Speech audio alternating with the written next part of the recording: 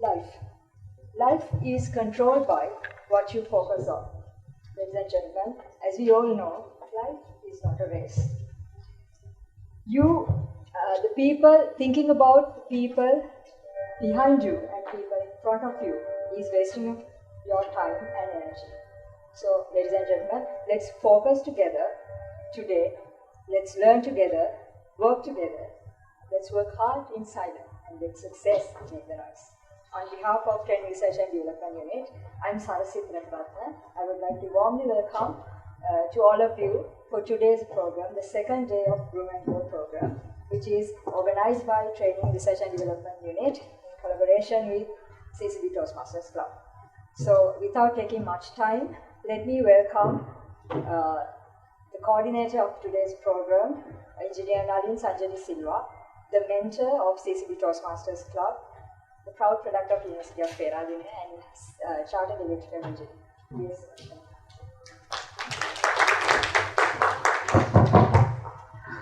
Thank you, Saraswati. Thanks a lot. And that was a brilliant start with it. That's brilliant. And I could remember she started this Toastmaster career technically, but she has done a speech cover program in IES Toastmasters about 5 years ago. Yes. 5 years. 5 years. And she was the first person I met from cecb when I was at IES. I was not the coordinator, but I was supporting to her. IES Toastmaster. Then I just had a chat with her and asked which part of division you are. Then later I understood that she is not an engineer. And I found that there can be non-engineers as well in cecb. By it sounds it's just an engineering issue, but she has done a lot of works, and I think especially with Chandan, we should remember him as well as an engineer and the training division. So they were the pillars of establishing this Toastmasters Club. So they have done a lot of, I should say, some innovative works. And it was a challenge when it comes to incepting something in a different place. But I think Sarasi and Chandan deserve a good round of applause on behalf of Toastmasters Club. Thank you. So, how was the last 2 weeks?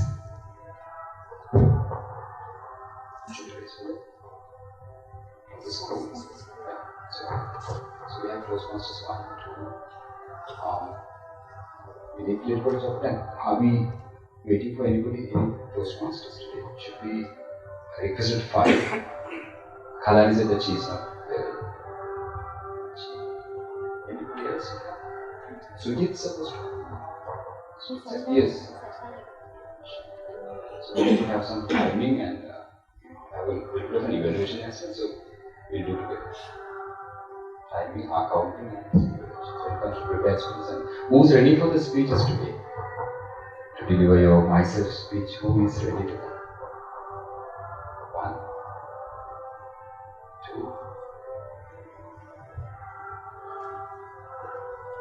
We have to have 5 anyway. Who's ready for the session of maybe a week after? 2 weeks time, who can deliver the speech? 1, 2, 3, 4, 5, 6. So, anyway, we had to finish within 2 weeks, like 2 weeks in the sense, 2 sessions time. Today we will have 5 here. Group, we have to bring 5 people on stage, so we have some volunteers. Then to the rest, those who cannot do physically, they have to do a video recording in front of the laptop or any sort of material. Then you have to upload that video to the place where we request you to do so. Right. What you have done in last 2 weeks, something different with this grooming session or with this session, having a take-home message or something to change yourself. What you have done? Anything, very small thing, if you can just share with us. Anything you have done, something different from your ordinary life cycle, or after thinking of I'm going to change myself and I'm going to improve myself in different areas. Anything you have done different in the last 2 weeks? You can raise your hand. Yes, sir. In the last 3 weeks, I spent a lot of time to listen to some speech delivered by experts on Toastmaster activities and also in other subject-related matters. So it helped me a lot to prepare myself speech. Point here that you can start something of that. At the same time, you have the consistency matters a lot. So you continue and seem to not recall it down. Then so what you can just open up and just finish. Continuation is the important part. Yes, I also listened and watched some videos, especially what you have shared in that group, especially regarding these icebreaker speeches and this hierarchy speech, very nice one. So I watched them. Great. So shall we give round of applause both of them? Anything? Anybody needs to share something? Something you've done, something special, different?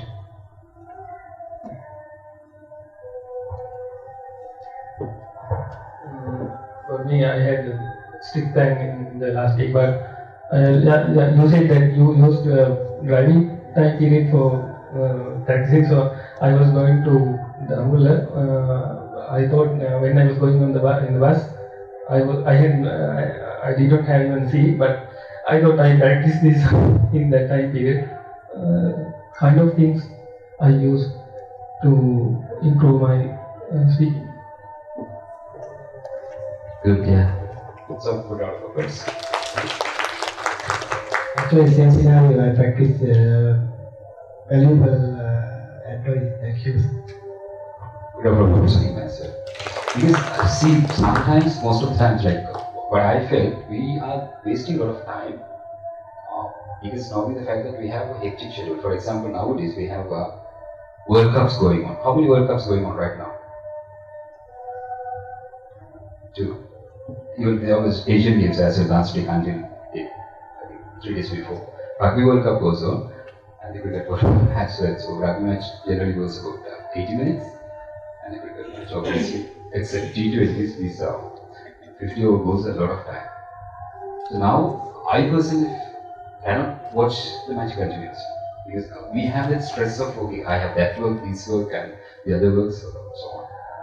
Options available, you can either see the highlights, but if you are a hardcore cricket fan, you can watch it at the same time, put your laptop in front, you can keep on working because if you properly see and analyze the cricket matches, the duration you see, the players are playing at the same time, you have a lot of time to the advertisements.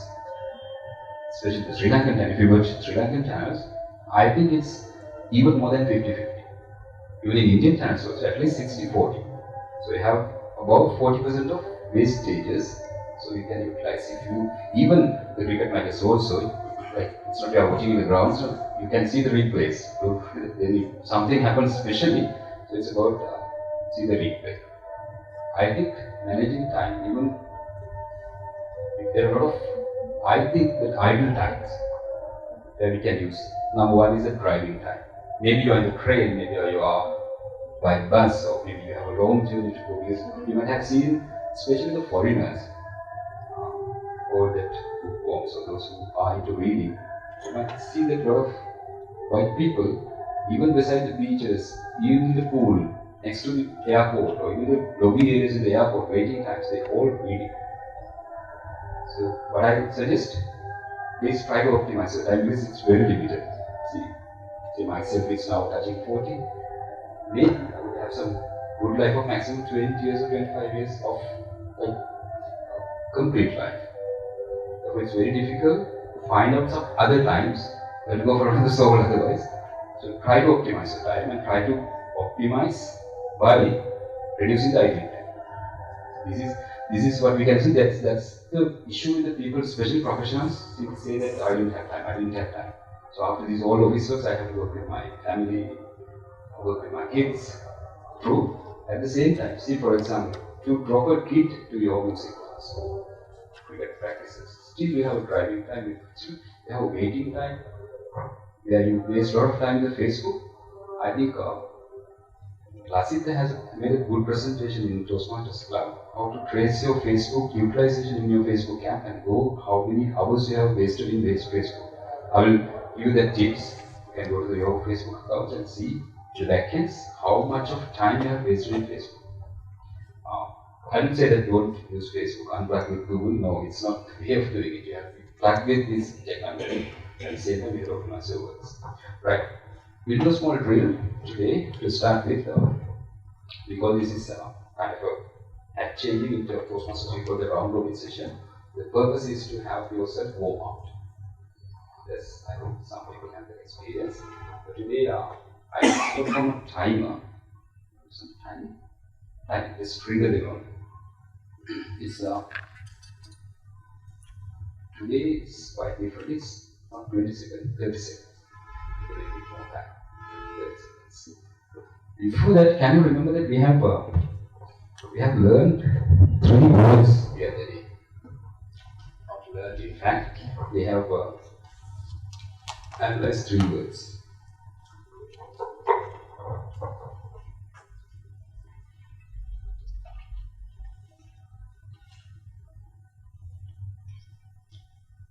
What was that?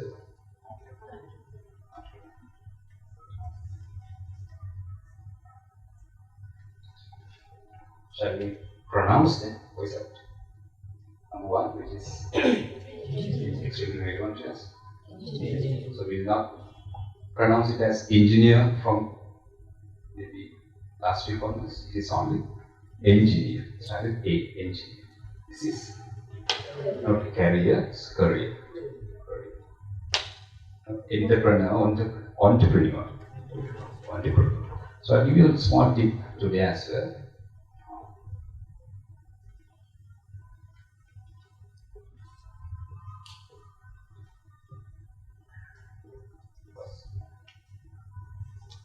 What is this? Sorry? I quite love that. True that you have your sweet lunch and you feel sleepy, that's fine, but yeah, voice out. What is this? Yeah. Mostly once you see that A, we pronounce it as A. Right? In your son's celebration class, they will teach you it's not A, it should be A. So if you see this, it is not attendance. Just replace it with A by attendance. Attendance. Quite difficult to say, but you have to be ready, you have to prepare. Once you make your speeches, you say this attendance, it sounds odd to an audience who are quite capable of this language. And it sounds foreign. People say it sounds foreign, means you're not with proper accent. I don't need you to follow the Suda's accent, you follow Kanwan, but at least you have to pronounce it properly. So once you see A, very rarely it sounds A. Like apple, axe, actually, few of them, very few. The others are mostly A.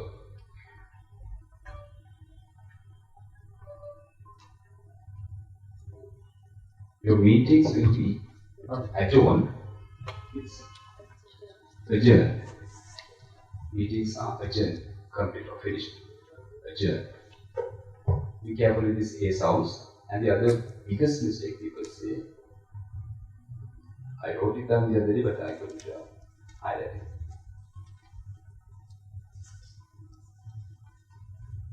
What's this? Yeah, don't say successful, it sounds, again, not even foreign, it sounds bad. It should be successful, not suck, it should be successful. Successful, succeeded, everything goes with SUC. Succeed.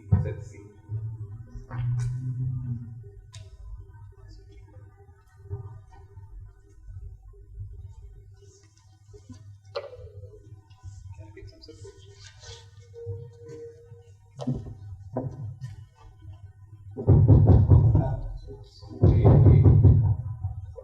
Something wrong with that, so it's like Yeah, right, that's fine.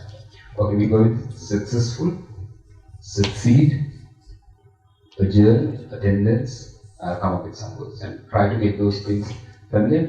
Pronounce it by yourself when you're driving, when you have free time and nobody is with you, you can try pronouncing. And the best thing is to try to listen to this English environment. Like, for example, if you listen to even an English, like the recent developments of cricket matches. If you have these cricket matches, then you can see good commentators. Try to skip these Indian commentators, but very good commentators from, especially with these white-skinned people. And this, if it is black, it has to be so black, like the West Indians. They have very good English. Try to listen to them and try to repress by yourself. The simple things. Assume that you are the losing captain as the chance. You have to explain what were your difficulties and what were your challenges and how we are going to improve those things and how you face this the rest of the tournament.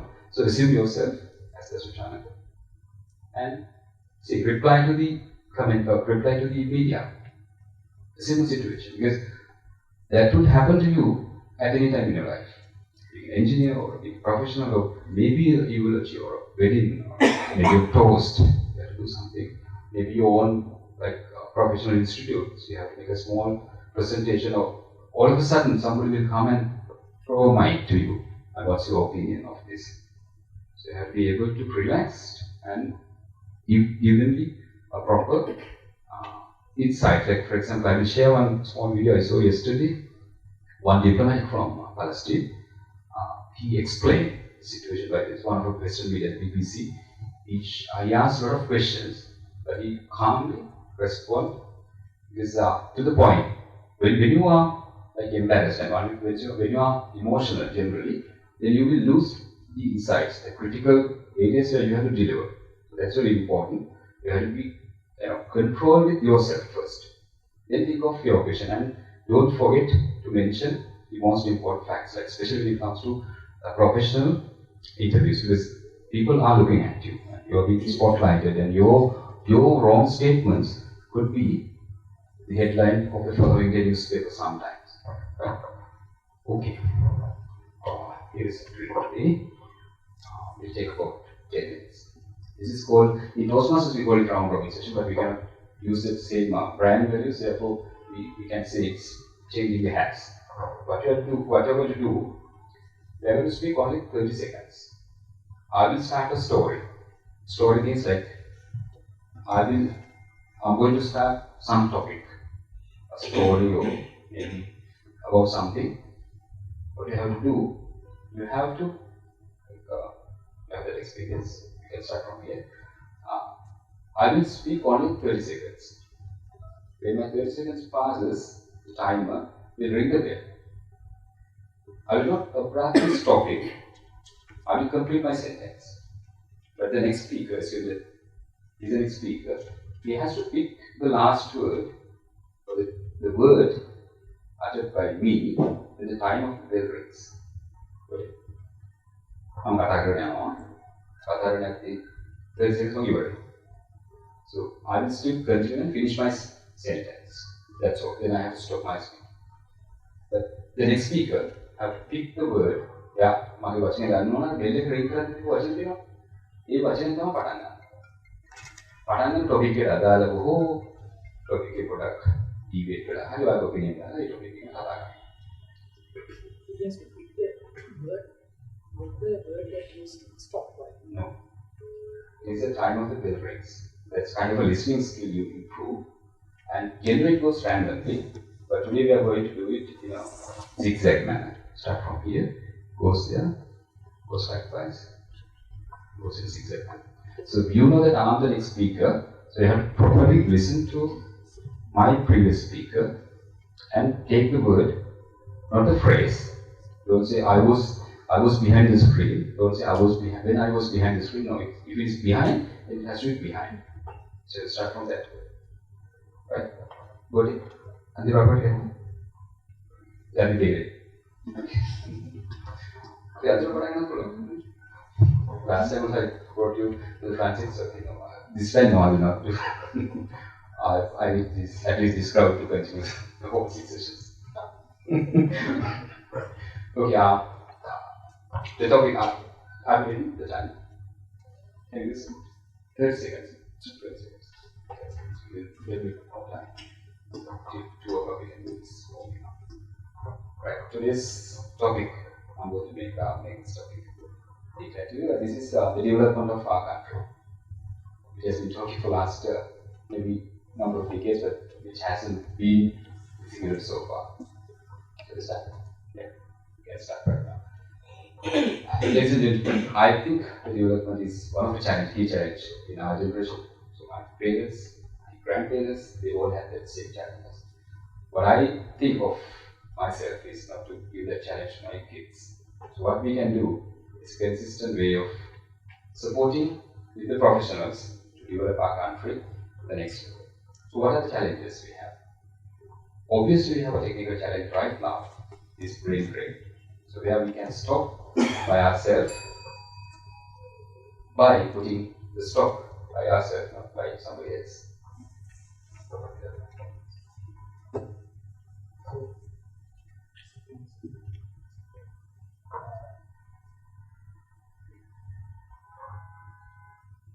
So in sense of the development, we can't talk about the young stop our development in the present scenario.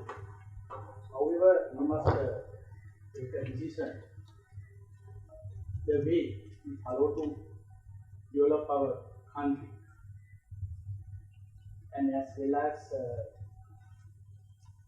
to touch what we should touch the people. Touch. Touching something always you feel. If someone is touch you, you may feel if you don't have some medical issues. Actually, if we can touch someone when he need that sort of touch, it is always good. Embracing maybe our children, maybe our wife, maybe our mother, father, or relation, sometimes friend, is touching always good for everyone. So, the topic always we are trying to always as a professional we are giving support to the development of this country.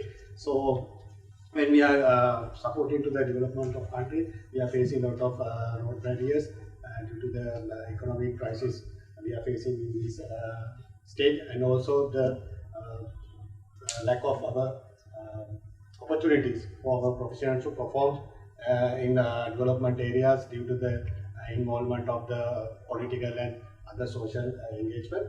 So in addition to the things that he told about the development, I can tell now we have a lot of areas in our country to develop. Not only the agriculture, we are talking from the beginning of our politicians' agendas. So we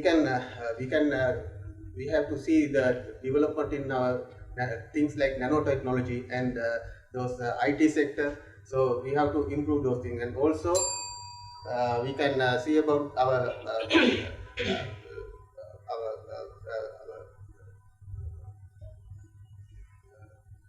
tourism site to develop this country. Nanotechnology is a latest subject area where we can use for the development of the country. But apart from that one, we have other areas also to be developed.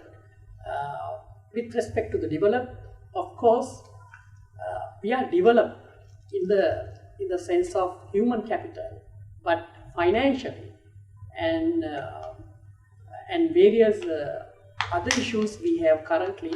So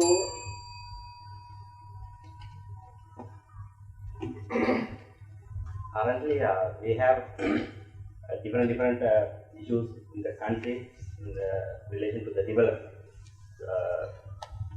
Mostly these days the professionals and the skilled people are migrating. That will be a big issue for in the future when we considering about the development.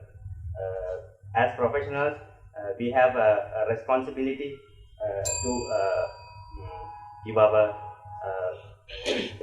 as much as possible to develop this country.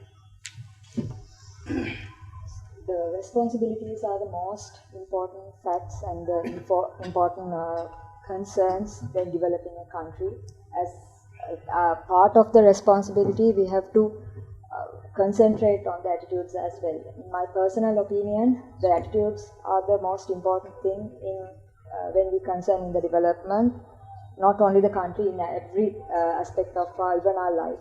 So if we have the correct attitude towards the development, towards the victories, and towards the success of any concerns, we have to develop the country as well as our deeper thoughts.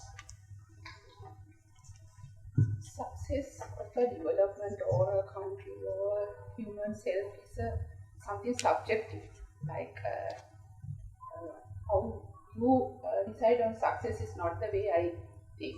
So I think the most needed thing in our country, especially when we are considering on the development things, that how we think about the development. That's not only the technology, but we should have a positive thinking to serve this country and develop as it needs. I think we should serve the country honestly. As a professionals, we should analyze our in future honestly, and also we should think about the proper roadmap for the definition. We should think about the defining proper roadmap for the future, at least 50 years or 50 years in next few decades. So, as a professionals, we should decide the way for our path in future for the education, basically. There's a movie called I Am Bold. Usain Bolt. Yes, if you are not awake, this kind of condition,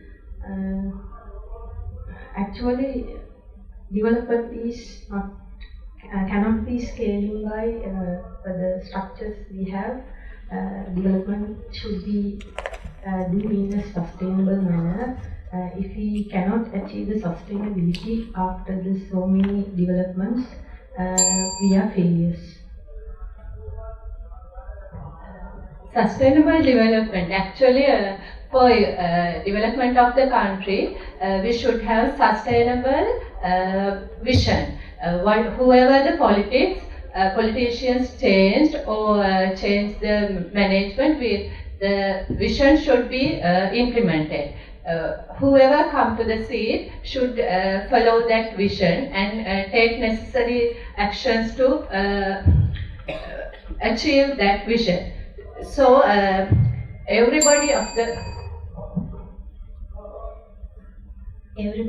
country need to follow one vision. I think we all have our individual visions, but as a country still we don't have a particular vision. So I think that is very important thing, and that is the must we need to implement as a nation. So who are the responsible people to develop a vision? So it is also a matter as a country like us.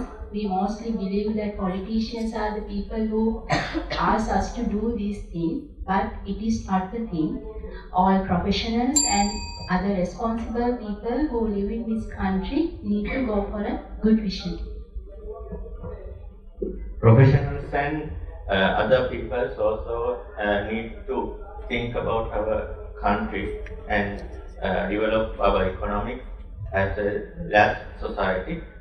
So in the economic side, tourism is a best opportunity to us. We have a lot of places to sell, not sell, to earn money from the tourism. This is our good country for that. Thank you very much. And any person? Okay. Right. Okay. Thank you very much. And shall we have a good round of applause to everybody? So this is kind of a warm-up session, and now you feel a little bit of accomplishment. Yeah, I have done something. So we practice on every day, regular basis. There is a walk session, so we can practice with the different topics. I'm not going to argue with the topics, so I'll just, I'm happy about the way that you have spoken about. So that's the bottom line. And anybody has watched this movie? It's a documentary called I Am the God, so obviously about whom? It's a God. It's a nice, it's not a cinematic movie, it's a kind of a documentary. It runs about, I couldn't remember, 1.5 hours. The key behind this person, he said that in front of the media when it comes to his retirement, he's called a triple gold medalist in champion for 3 Olympics, which means he has 9 gold medals technically, 100, 200 and 400 meters sprinter for consecutive 3 years. Somebody asked from him that 2 questions. Number 1, you have run only less than 3 minutes to earn these all 9 gold medals. 100 meters about 10 seconds, 220 seconds, and say 440 seconds about 1 minute, close to 1, maybe maximum 1.5 minutes. So all 3 Olympics he has run maximum, apart from the heats and the other semi-finalists, but he has run for the finals only 3 minutes or 3.5, maximum 4 minutes to earn that 9 gold medals, Olympic medals. But the story behind him is what we have to think of. For this whole 10 seconds to run, he has to practice all 4 years. He was picked in Jamaica, I think at age 12 or 13 from a domestic league. He was not the first person. He was not the first even in that school games. He was the second or third, but the coach has seen his style of running and the structure of his body, saying that he can be groomed to the next level. Might have not thought to that Olympic level, but has some representing Jamaica at least for this West Indian side. So the story again, going back to Usain Bolt, he has practiced himself for hundreds of thousands of meters. When the media comes and asks from him when the retirement days, what you are going to do now? Anybody just can make a guess? Now, what are you going to do after this retirement? His answer was hilarious. He said that I'm going to go to a junk food shop and eat some junk food, sort of fast food. Why? Maybe burger or something like that. He was not allowed to eat those junk foods for the last 20 years. Because as a sportsman, he has to follow certain food guidance. There are a lot of, it's a nice movie, just watch that movie. In fact, it's a documentary. There's no romance behind and there's no such fights or songs, but it's kind of a good documentary. Again, going back to that junk food story, he was not allowed to eat, he was not allowed to drink, he was not allowed to go and do party, because that's kind of a discipline you have. Going back to that development also, I think it's pretty much the same. You have to have that discipline with that goal. Because any country, no country has developed within an overnight. It has been taken a lot of time. At the same time, there's no any profession which has been groomed within an overnight. So if you see a musician or a swimmer or a sportsman, I think last time Salim has made his skills development. It's kind of continuous, committed development. It's not just like doing something today and participating to a workshop, you will not be a good speaker the following day. It's the same thing if you go to a guitar class and maybe after 1 or 2 classes, you will not be a better musician or guitarist. It's the same thing. Right. Please try to watch it and I will share the link if you like, and I think it's available in Netflix as well. Something just to highlight when we were talking about this today, like the recent discussions, I need to highlight the fact that people used to use this type of, I think, especially when it comes to, if you see these Black Americans speaks, maybe musicians or maybe basketball players, they always use the you know, even in their songs, their rapping parts also, they are called the crutch words or the filler sounds. When you don't have a proper content, if you find it to speak fast, you feel something unnecessary. So that's what, and the worst part is actually. Most of the time, I heard it said, actually. Number one, you have to remove it as a filler sound. And the most dangerous part is, once you say actually, what does it mean? Whatever you have told previously, they were all lies. Right? It's very dangerous. Actually, like you go, I can open budget activity. Then the applicant actually, so that makes a bad sense, number one. And in fact, it's a crutch word. So these crutch words, or the crutch sounds, again, in Toastmasters we follow a technique called accounting. Today we try to introduce it, but maybe hopefully next week onwards we are trying to practice it. A person comes on stage and say,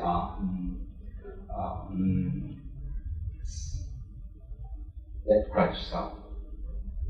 The best part to avoid it is to have a pause. Instead of saying and looking at the words and just have a pause and look at the words. And again, it's a matter of improving your flow of English. It will not come in once, once you practice one speech, or making delivering one speech, or participating to a workshop, or watching Dhananjay Hettiarachchi speaking. You will not get to such practice. Have you watched that Colonel's videos? There were 2 videos I've shared. One is how to start a speech, and the second video, anybody watched that second video? There were 2 videos. The same Colonel was there, and how to practice. Second video, it was just next to the other. First one was how to start a speech, and the other one is practicing. Yes. It talks about the pottery class and the weightage of the potters, and also the sharpest potters. We just watch that, and I will ask some questions from the next assignment, as the next week. So there are some questions from that second video, not the first video, second video. Going back to number one is the crutch words. The other words is in English you cannot say that different words, very beautiful. In English. So if you need to go with that superlative form, you need to make it bigger or you need to make it much fascinating, then it's called the superlative form. So good, better, best. Likewise, you have to use some superlative forms, or else you have to use another word for that. Instead of saying very big, like especially in India, it's very big. You have to so you have to use a different word like huge, humongous, mammoth, tallest, the biggest, something like that. So that part is very important, right? Rephrasing will not make it superlative English. Never can't, obviously never means, when you have that never, it has a negative form. When you say never can't mean, it's possible. So it's cancelled out, the nullify the negative form. And this word, whatever, is very important. Okay, pretty much like actually. If you have seen, watched some movies, or especially when it comes to a romantic movie or something like that, then when you have that breakup point with the girl or the boy goes away, it's whatever. And even if that has very bad street language meaning when you use this whatever.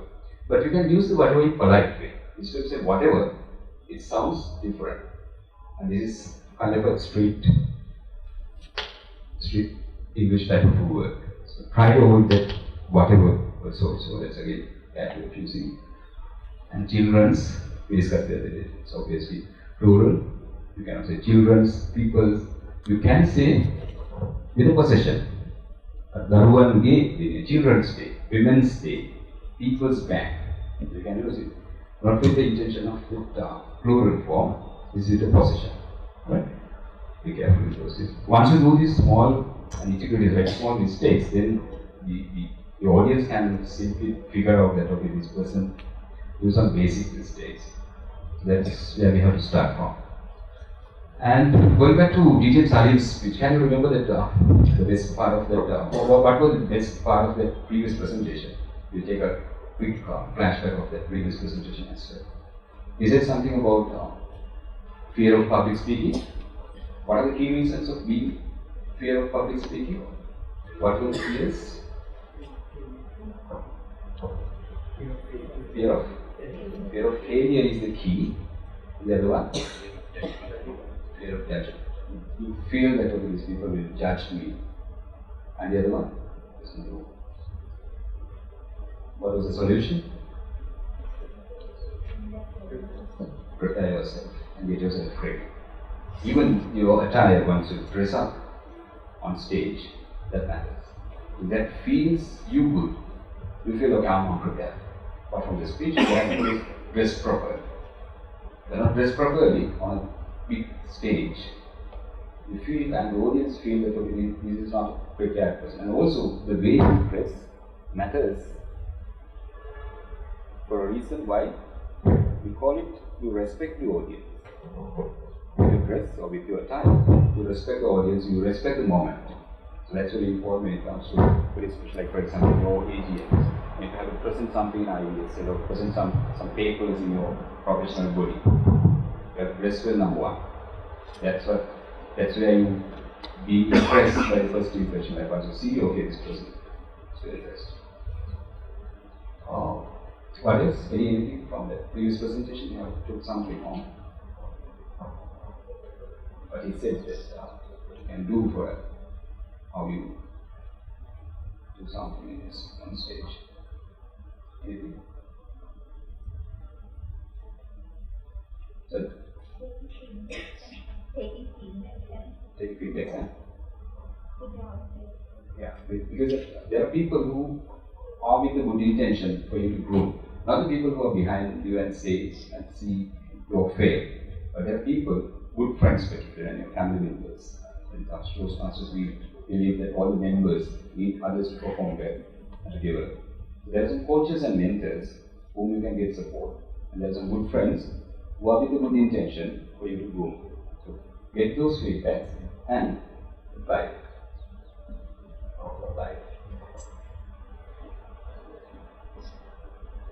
Apply it. Apply. Right. And there was another model speech we did here last week. It was Gayani. I don't remember that speech. That was a myself speech which you are about to do in a few seconds time. How she started? The speech, can you remember? Now she delivered her speech about her childhood. That the structure we call chronological order. There was like you go back to the history and come up with it to the current situation. That's called the chronological order. You start your childhood, where you were born and where you were grown up, what your parents were, and then you have studied, higher studies, professional career, where you started your working, and right now what I doing, and what's my future ambitions. So that structure is called the chronological order of a making speech.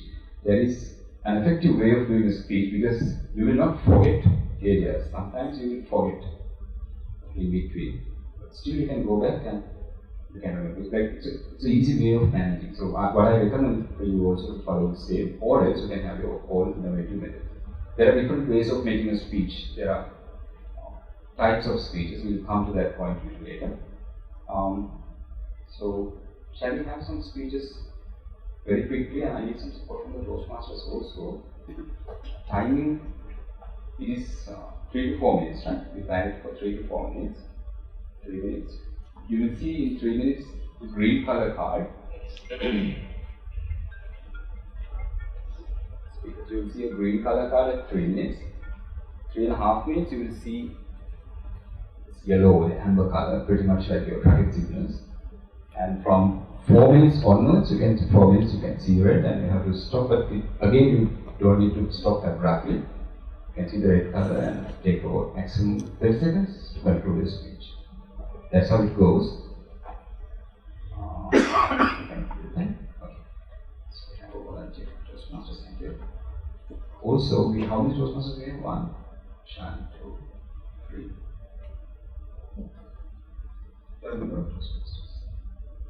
You're going to make a speech.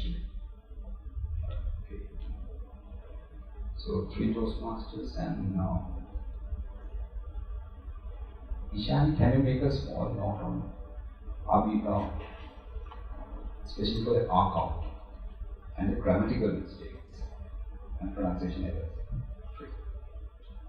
Accounting, totally R crash.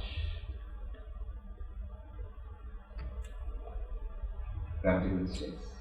Not being a tough grammarian, but just to highlight it. Just after speech, we are going to highlight it. And pronunciation areas to be improved. Alright, this is how we are going to do it. We are going to make a speech on stage. And just after the speech, we are going to get some feedback from Toastmasters. There are some particular Toastmasters to do the feedback. Both of you can do 2 each, like first one and the third one. I'll do the first one. Okay. You can take the second one and the fourth one. You can take the third speech and the fifth speech. Just make a small note. We are going to have an official evaluation, but from there onwards you can simply see, okay, these areas will have been improved and I like that area. So simply 2 areas. I will do we will use accounting and timing also on the safe side, and we'll try to finish that on. We'll finish within 30 minutes. Alright? Very quickly. Who's going to be the first speaker? And we will start from that speeches, and we are going to make a small evaluation from here onwards. From there on, just once you finish the speech, we'll do the evaluation. And we finish 5 speakers today. After that, we'll have another 5 week after, and the rest we have video recording. Likewise, we have second speech, and that's how it goes. So we'll do the speaker today. We have to have 5. Just be volunteer. The rest I will just figure out. That's what we agreed, right? We'll be able to be ready at any time today. So there are some speakers who like to do after 2 weeks' time, so let them to do. There were some people who hasn't responded at all, so I can think there. There were 3 hand raised for today's speeches. Sure, is going to be evaluated. And there are a lot of support from the Toastmaster Club also. They are really voluntary. They are paid for that. And yeah, they learn by doing it and they support you. So shall we give them a good round of applause in advance? What's going to be the first speaker? We have to finish very quickly. It's 3 o'clock. We have another guest speaker today. Yeah.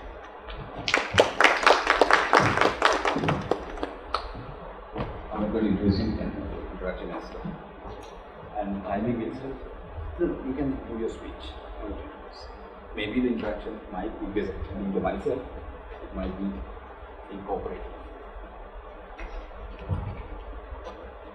People find me as an angry person, as an adamant person. Yes, that I am like a person like that, but not always. There are reasons people get angry. People, for me, I get angry. I don't like being dishonest. I don't like being lied to. I don't like being cheated. When I see people cheating the society, I get angry. Even if I know getting angry is a bad thing, I get angry.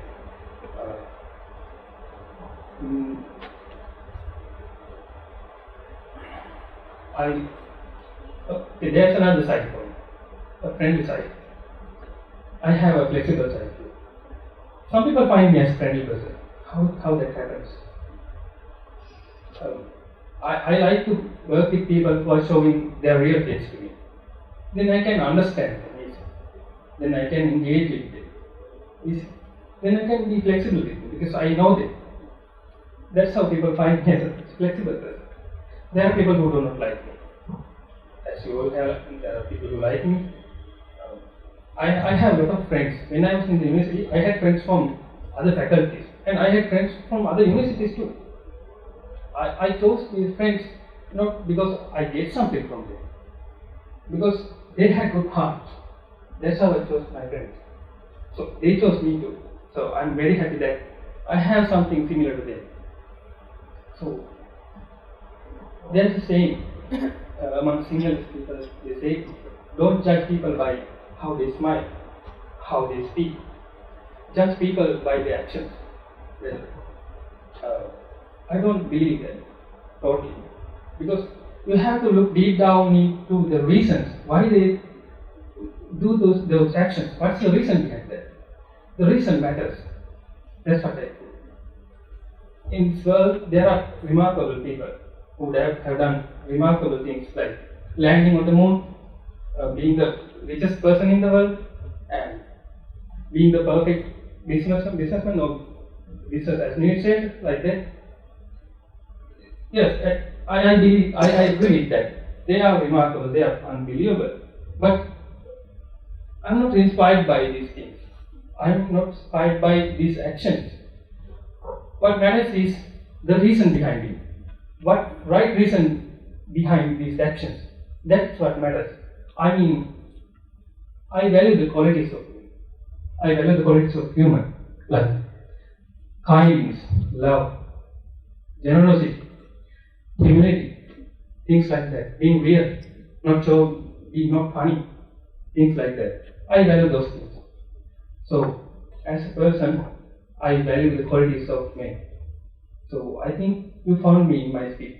Thank you.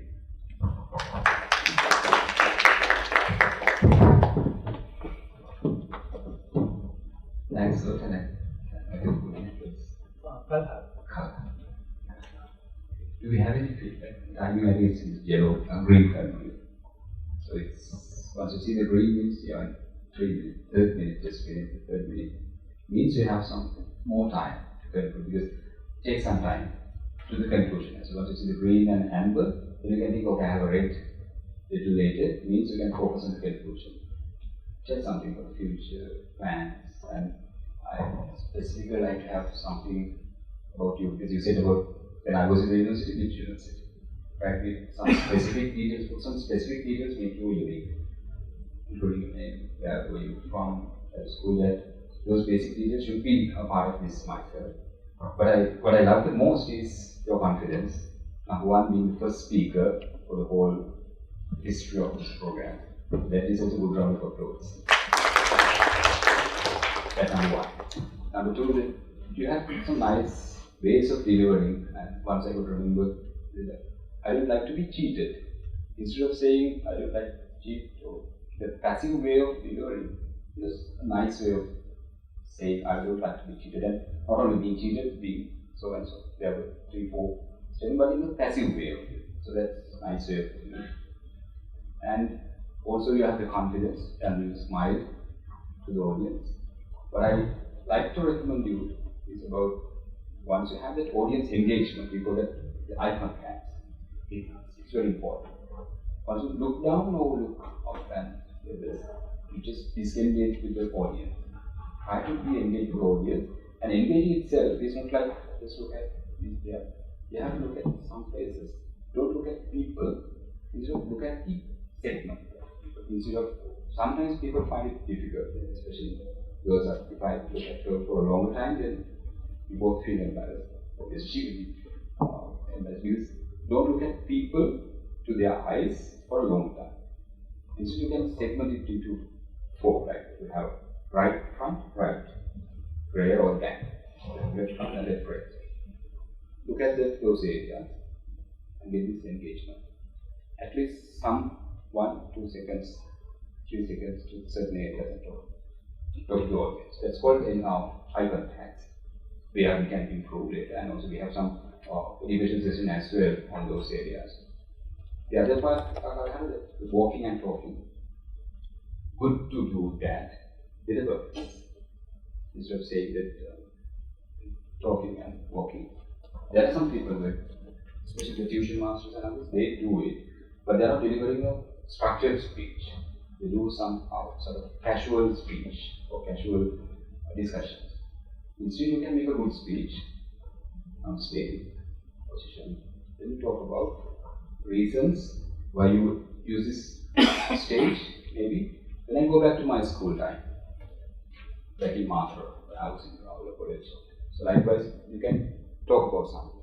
And then I go back to my university, like University of Mora, instead of there then. So just change the places, just to keep that audience think of, okay, oh, this is what he's going to do. That point is there. So Brilliant one. Thanks.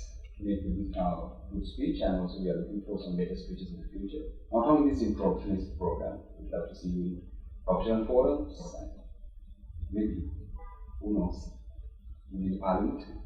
Okay, thank you very much, and good round of applause. Any comments?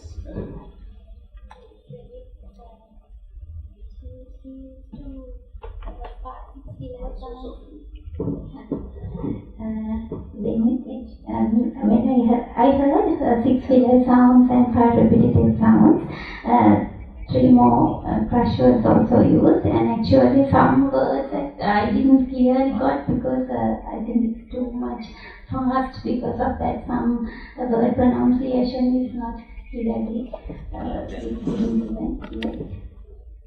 Thanks, Visha. And she has a very good point, because sometimes people think speaking fast is to be the speaking fluent. So that's something that's very important, because how many of you have heard Aravind Silva speaking? Aravind Silva. He's one of the fluent English speaker, but he never speaks fast. He speaks very slowly. But he has very good content within the speech. Therefore, don't try to be so fast. Sometimes you miss some areas, and also you yourself make others, not properly heard, especially the latter part of your sentence. Because once you come up with the latter part, then you think of the next sentence of mine. Then be proper. Maybe you have a key point to highlight at the latter part. That's a very important one. Take some break. Get some time for the audience to digest it. Because the audience also have to digest it. They need some time. So don't try to be faster.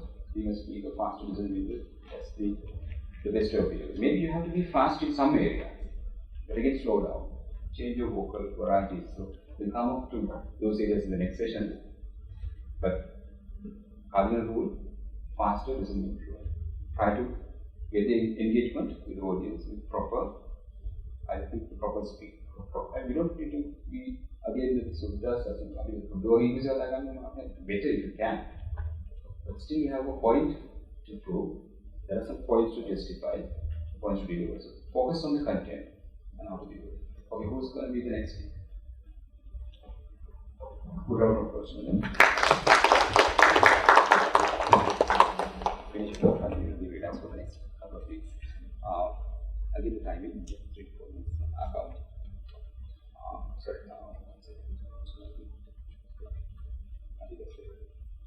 Good evening, my dear sirs and madams. I would like to take this opportunity to speak myself. I am Mari Kandipeda. I am 57 years old, and my born village is Poganalua.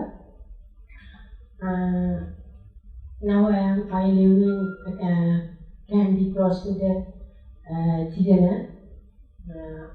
I studied at Kadura Nagar Mahavidyalaya. I have 5 brothers and 3 sisters. I am the seventh one in my family. My mother name is Podi Hamine, and my father is Cornelis Perra. He is passed away in 1994. My mother is living with us. She is now going 86 years old. She is looked after by my elder sister, and I have studied up to A level. I couldn't do study further because I had to face many problems in my family, and then I do jobs and get some incomes to my family. And I was married in 1992. He is in soldier. He was married. He was passed away in 2012 by heart attack. I have one child. He is 29 years old and he is now married. He lives in Paduka district. He is a photographer and also working in international school as coordinator officer attached to director in the international school. And I came to Kandy in 1998 and in cecb office and transferred to the Colombo head office in 2014 January. I joined the cecb in 1999 and I am daily travel to Delhi to Colombo. When I travel to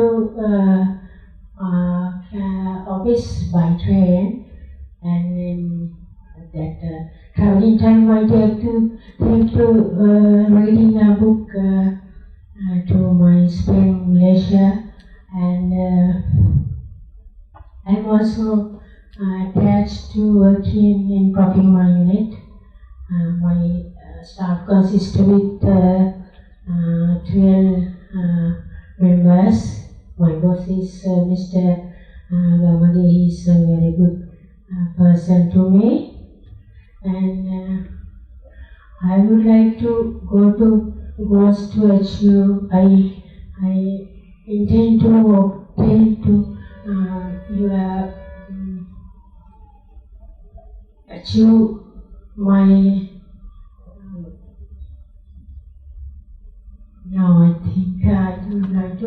I will try to give this opportunity to talk with me.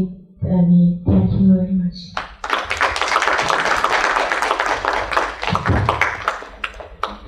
Can we get that's the time?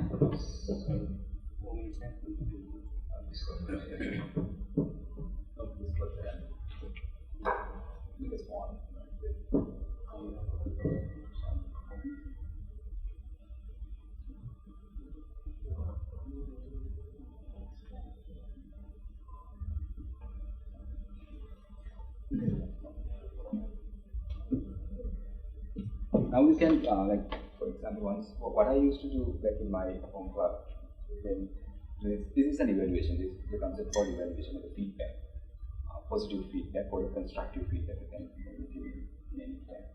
You can be an evaluator for any speech. Assume that somebody else is doing a speech. You can be an evaluator. You can think of, okay, where he can improve, where should be, what he should have executed or sort of eliminated. Institute that he could have done something different. So just be an evaluator by yourself. Then you will improve by yourself. Then you think, okay, I will not do that, but I will take that point. That is very important.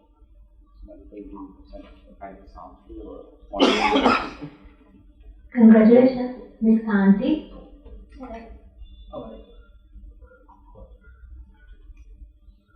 Successfully completed your speech about myself.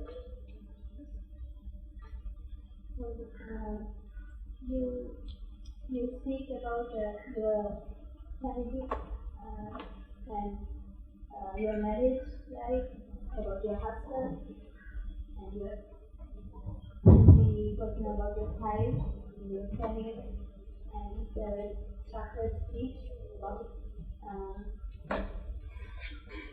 your very detailed speech. So, we got to know about you through that speech. So, I feel your voice is very clear voice. We all heard what you become successful to deliver your speech with a clear voice. So, for the improvement, I like to tell.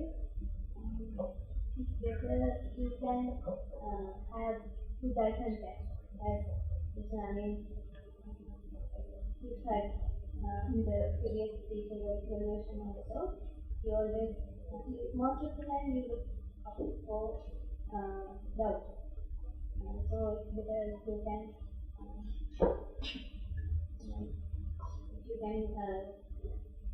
practice in your teacher. Another thing is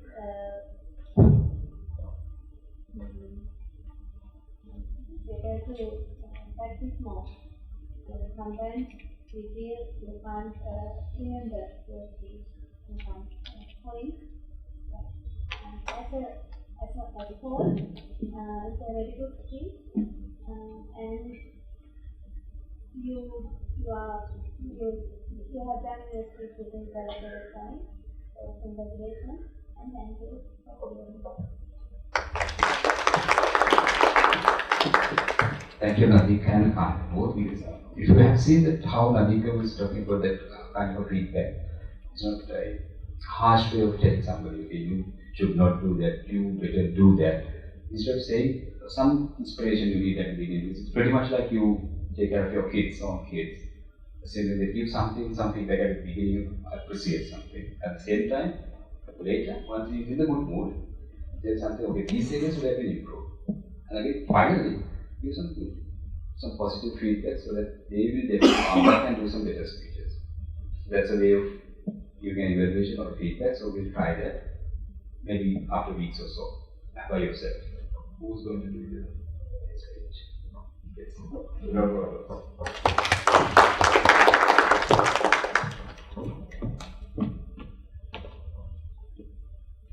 Good afternoon, ladies and gentlemen. May I know how many of you have started your teenage love story in your teenage? How many? No, I mean, how many of you have started your love story in your teenage? Okay, I have seen it. So, shall I tell you a story? There was a little girl who was very grumpy and short little girl, and she had 3 sisters, and their mother was a teacher. And back in Badolan Monradi district, the teacher had to transfer to many schools, and the children also went back her. And literally they lived almost in Badolan Monradi district. And after this, that girl was always angry. As the first speaker of here, the little girl was always angry with everyone. And after a few years, she successfully completed her grade 5 scholarship and came to Colombo.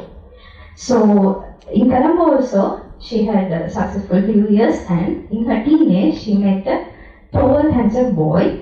And despite of being short and grumpy little guy, the boy stole her heart. So she asked him out just before their O-level exam, just week before, and he said yes.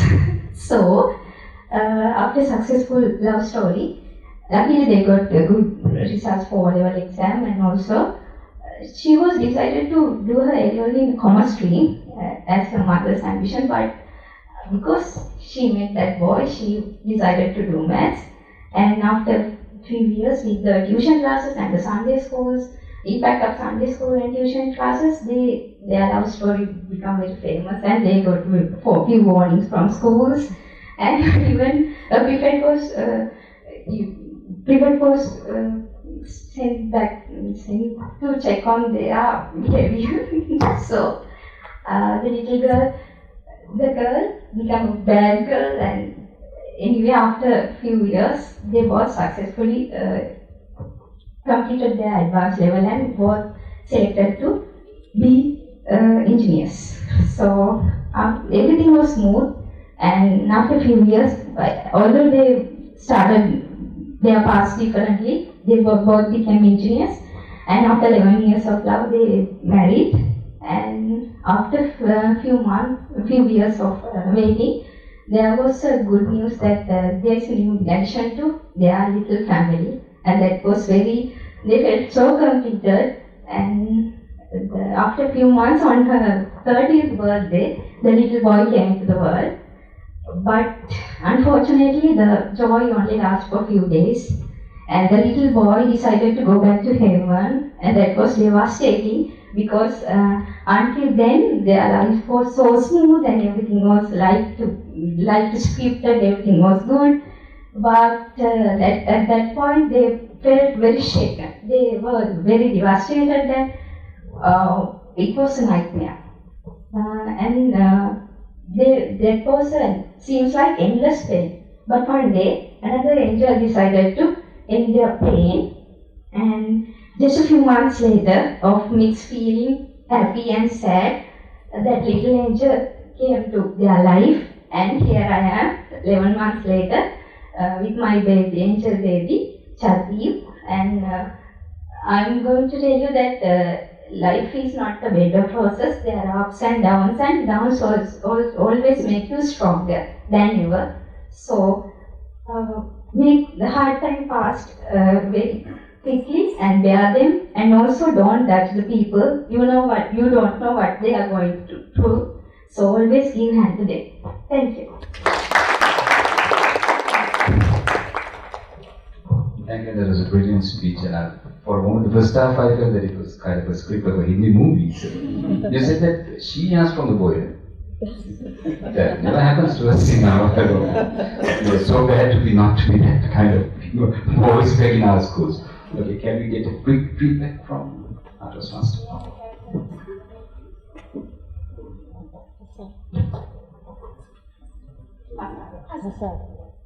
Yeah, Hasana, you have done a good job. I think it is a brilliant speech, and you are very confident. I think her style in a dancing manner. Yeah. So audience might not get feel sleepy or bored during your speech. So it is a very good speech. I can guarantee that one you will become a good speaker in future. You started with the question from the audience. You have used two tactics. One, ask a question, and other, second one, the storytelling. You use both, what do you call that, tools, and then you went to your love story in your teenage, and that you said that your stream you selected because of your lover, and you said that you were a bad girl in one age, and then you became a bad girl. In past, you were very cute little girl. I think all have convinced with your character, with your thoughts you delivered in your speech, and you were succeeded in your professional life and also in your personal life at present, and you convince to the audience that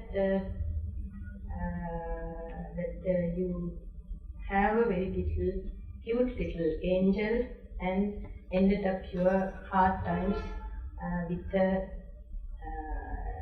arrival. And you used, I think, the allocated time. And I think during your speech, what about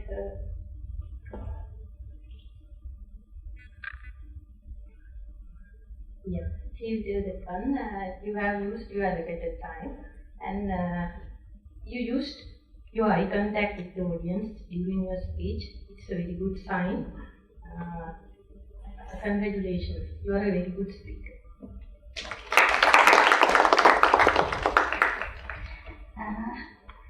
Ms. Hasara, actually you use 8 filler sounds, 5 crash words and 7 repetitive words.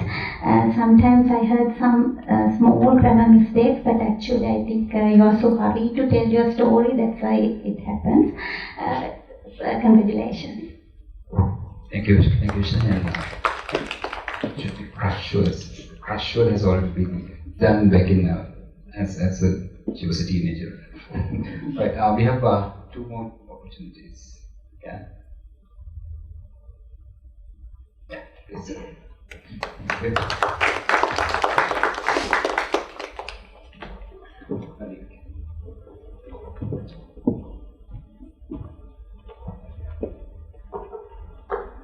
Good evening, everybody.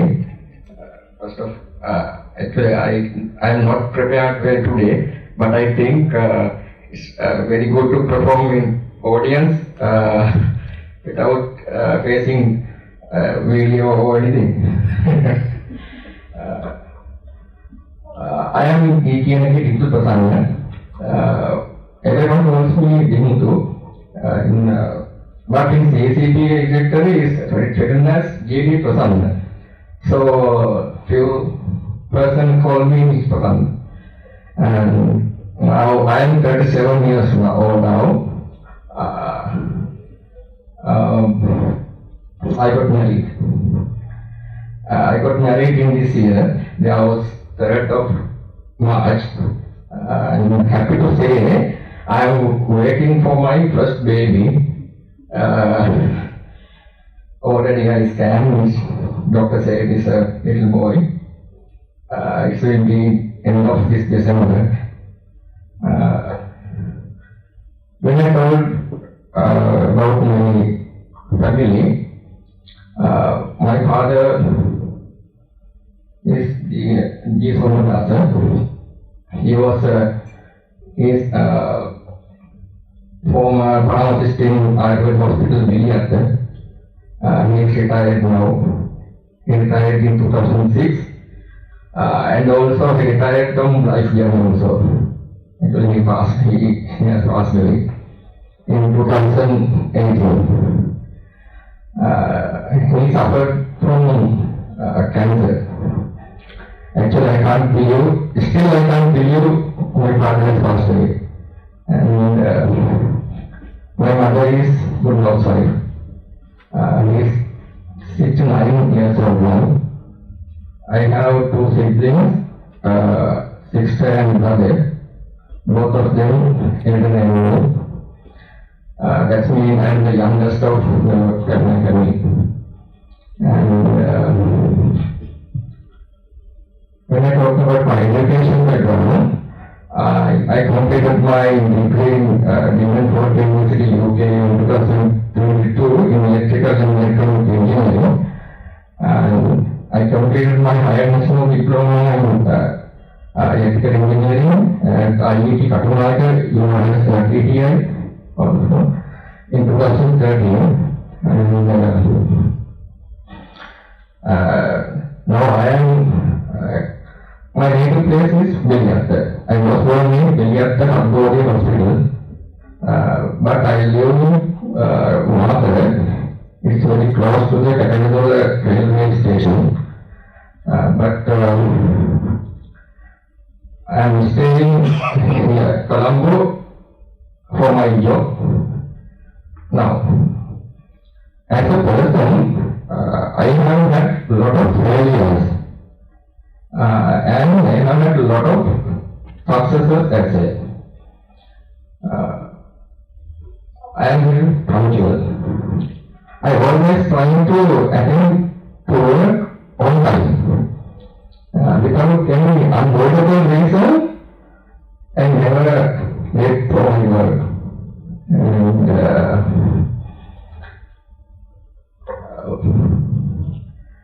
I hope to be a good citizen for my mother country and whole world, and I hope to make my family baby. And then, in terms of family,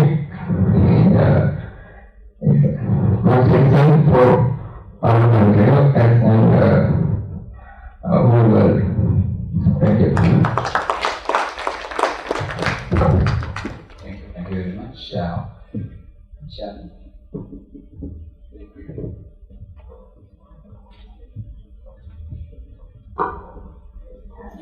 Congratulations, Mr. Prasanna. You use 10 filler sounds, 6 crush words, crush words, and 5 repetitive sounds. Actually, you did some small grammar mistakes because it's very huge task for me because I have to concern so many things. But I think because of you are not prepared, that's why I think so. But congratulations.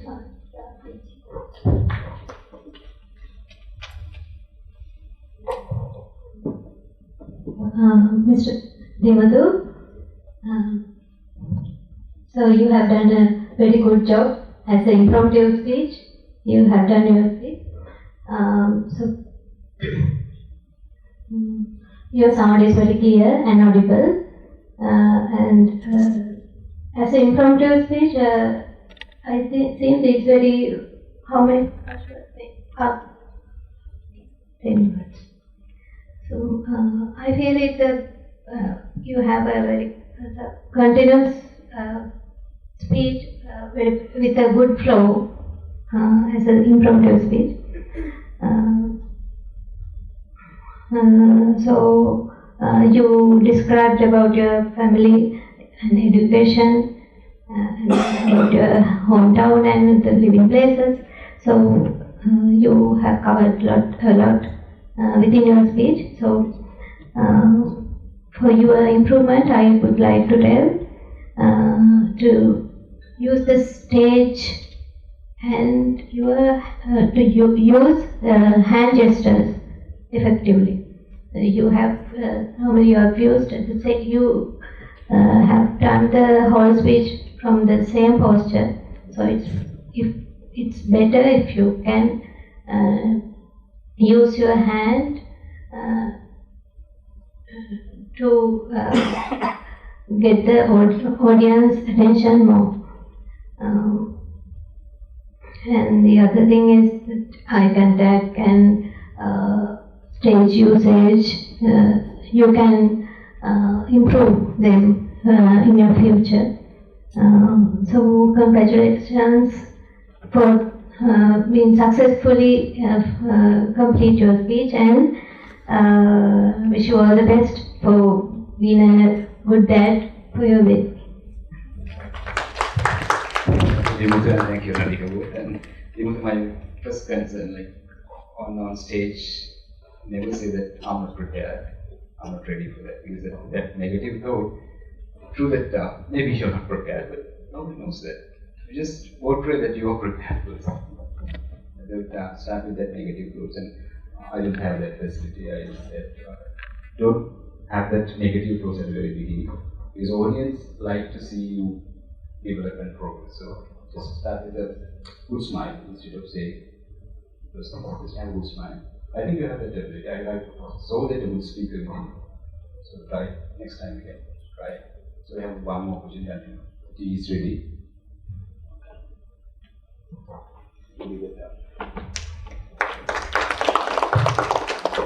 Hi friends, good evening. I believe in friendship. Friends have mean a lot for me.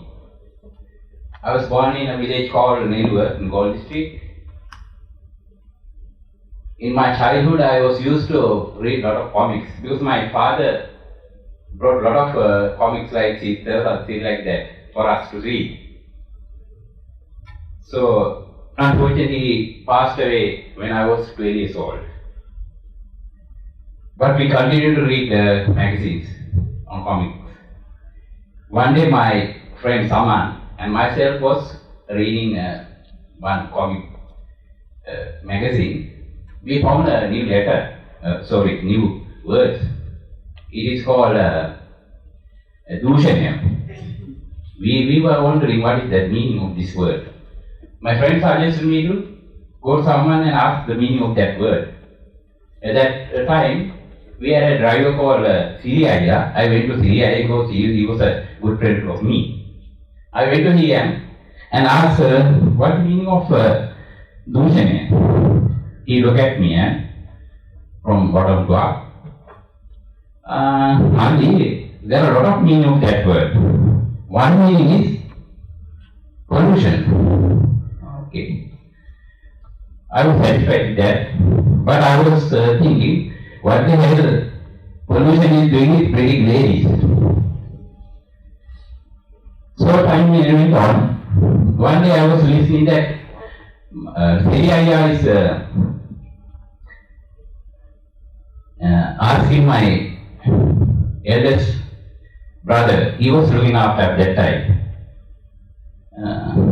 It isn't better to send your younger brother to better school. I think he's performing well. Now it's time to send him to another school. So that's why I came to St. Thomas College, Madras. When I was in the first day to St. Thomas College, principal came in and looked at my report. Because I had to work hard on your mathematics. Because in that report I had only 13 marks for the mathematics. So with my friends, I worked hard and I got passed very oral examination. Unfortunately, I got failed English, that was examination. Then another friend of mine came to me and asked, can we do mathematics for the A-levels? Okay, I had any choice. So let's do it. I told him, let's do that. So that's how I followed the mathematics street. And I got past, unfortunately, he did the bioscience. I followed the mathematics.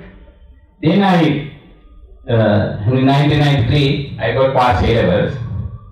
Again, another friend came to me and asked, Sunil, shall we enter University of Moratuwa? Okay. I told him, let's do that. I entered the University of Moratuwa and I got past first year very well.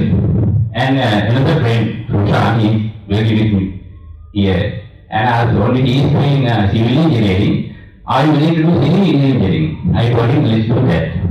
So that's how I did civil engineering.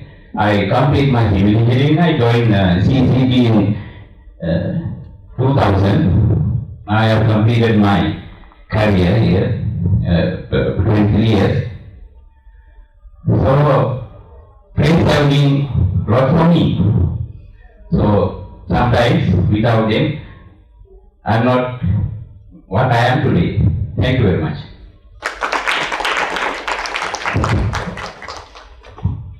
So Sunil, you were reading the comics for sure, right? Yeah. Those days? Every day we find those words in the comics. Now, can you have quick feedback? And we can tell you that anything. Let's do something. We will do. Yeah, Mr. Sunil, your speech is very interesting from your childhood, and you ended up with your career in cecb. You spent 23 years in cecb. Am I correct? And first of all, you mentioned that how valued friendship to you, and you missed your father in your childhood, and one Syria came to replace your father as an advisor in your life. However, after so many obstacles, you achieved your success in your life, and you deliver in a good manner, and it is a very structured speech. But as a suggestion, I want to tell you that your stage movements, as Ms. Nalin advised, use the stage movement with a purpose. Continuously moving movements will disturb your speech, and try to avoid looking at down during your speech. Try to manage your eye contact with the audience, and your hand movements are averagely okay, but try to improve that also. That will come up with the practice. You are a very good speaker in future with the improvements.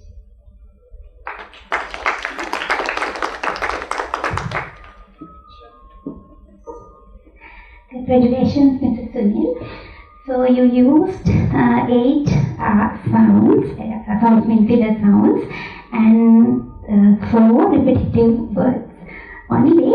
Actually, there are no any, I couldn't grab any grammar mistakes, and your voice is also very clear because of my boss, no? Otherwise. Your speech was very, very good. So you will get a promotion very soon. Okay, ladies and gentlemen, that concludes the first session of today's, you can say, the workshop. We have a very good and informative session lined up, particularly about not only speaking, but professional write-ups and writing professionally. How we manage your correspondences. That we have one of our senior, previous Toastmaster, Rochelle Michael. We'll have it after a very quick break. Go for a very quick break. 5 minutes maximum. We'll meet up at this clock by 3:50. We have 7 minutes to do, and we'll change, and we have a small refreshment as well. We'll meet up by 3:50. Meantime, Rochelle will have 10 right.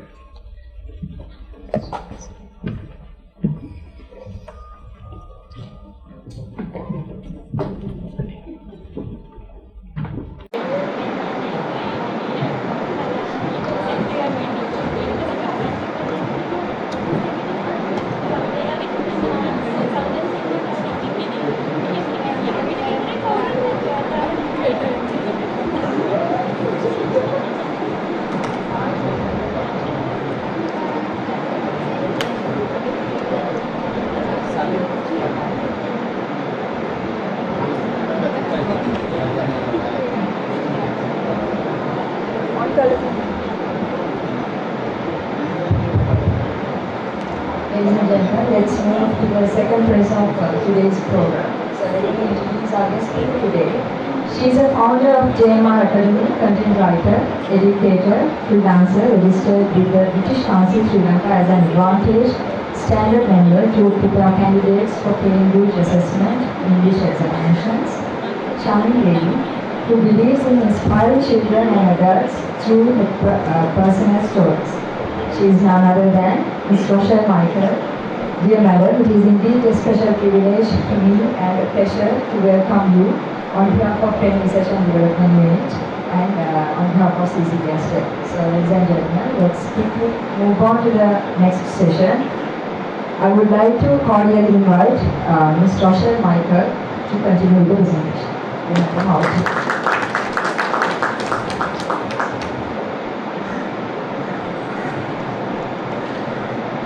Evening everyone, I hope all of you can hear me. Yes. Right. So I got to know that there is a session happening through Nalin sometime ago. And while I was preparing for the session, I was thinking of a couple of things. I was wondering, okay, what exactly should I be talking about? Because professional communication is a very vast topic. It's a vast topic and it can include a lot of subcategories if you really think about it. So I ended up texting Nalin yesterday and I was like, should I be covering spoken communication as well or is it just written? And he was like 40% spoken, 60% written. Alright, so that's what we're going to try and stick to today. If you look at my initial slide that I have,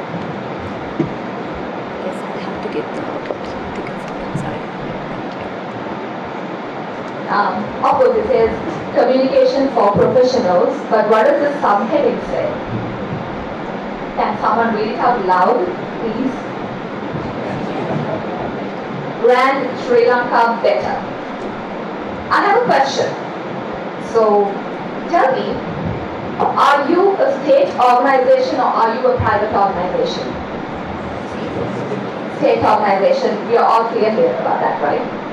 And now with all what's going on in the country, I believe it's very important that we brand Sri Lanka very strongly, and I've heard a couple of you talking about it here in the speech, and I was like, yay, it's aligned with what I want to talk to them.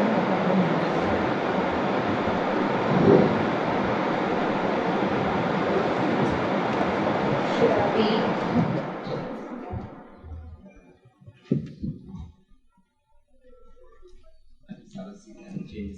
Yeah, okay. Let's just move on to the next slide. Any idea what this is? You all have seen this somewhere? What is this? Website, of course. What website is it? It's your website, right? So for me to prepare for today's professional communication, I thought I should definitely check out what they do and what it is about.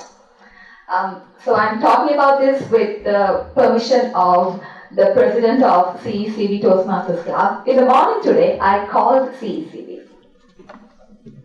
I called CECB to find out something, because I wanted to know how professional communication is at CECB. Have any of you tried calling CECB to the operator? How do they respond generally? Not good. I suppose you're working here, yeah? Right. And you think it's not good. Anyone else who has called the operator here? I'm not blaming anyone, by the way. It's okay. Everyone, all of us learn. I also have learned. So please don't find the operator tomorrow the first thing and see this happen. Don't do that, please. It's someone's job, so no. We're just trying to learn together. Of course, it was a little, how do I say it nicely? So we knew, Sri Lanka, government office, that's how it is. But again, people who are working here, you want to brand Sri Lanka better, just like what I was thinking earlier. So don't you think certain things need to be probably changed, maybe not overnight, but eventually? All of us agree that certain things eventually might have to be changed. Let's move on to the next slide. So I took 2 words from that main About Us section. If I don't use the mic, will you all still be able to hear me? Or are you all recording the session where you need the mic? It's ridiculous. This makes a little noise around once you switch on the AC. So then we have to switch off the AC to have a good view. Alright, okay, no worries. So going back to the website. So there were 2 key sections that I found. One is, as you said, it's a state organization, and the other one is you all do have clients across the globe. Also it said, yes or no? You all only deal with Sri Lankans or you all deal with people abroad?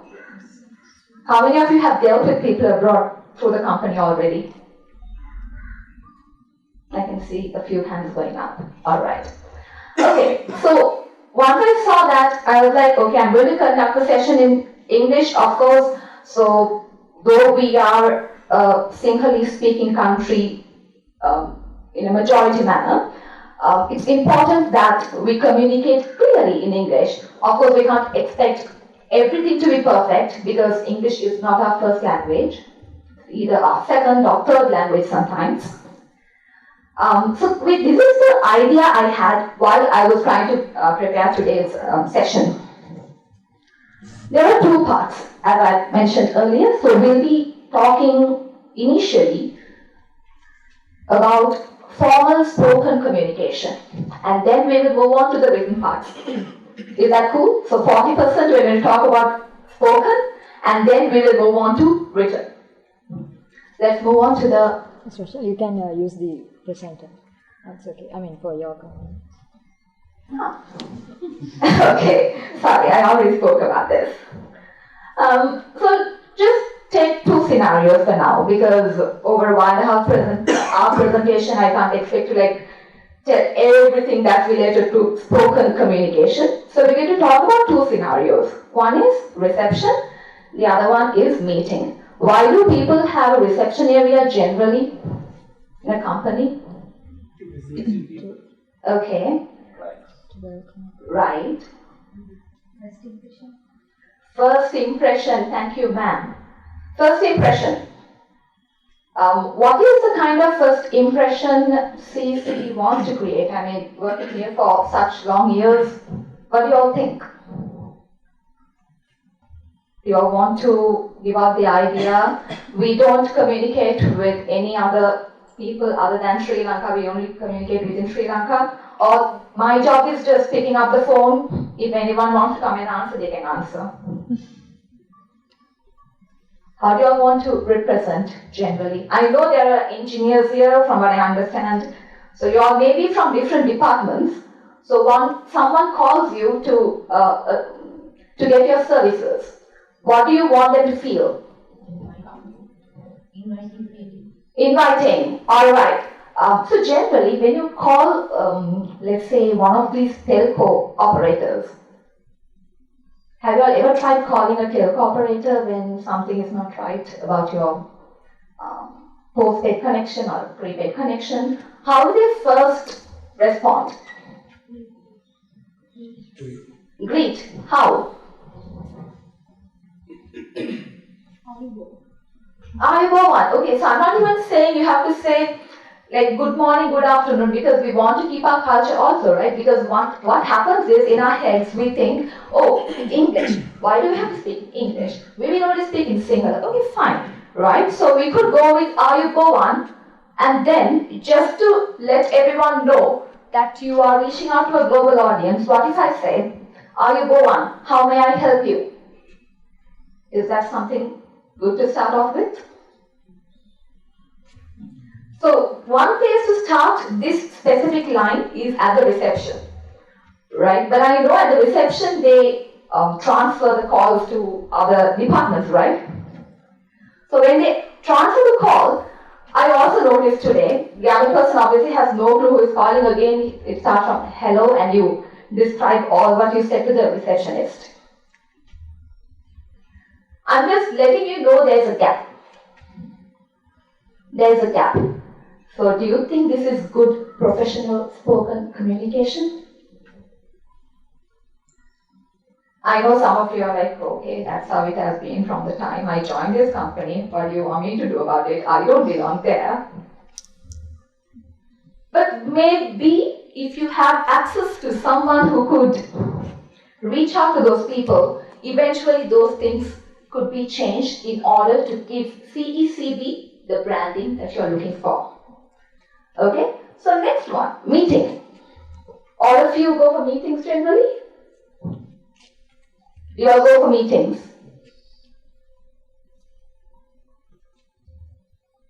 All of you have been at meetings or none of you go for meetings?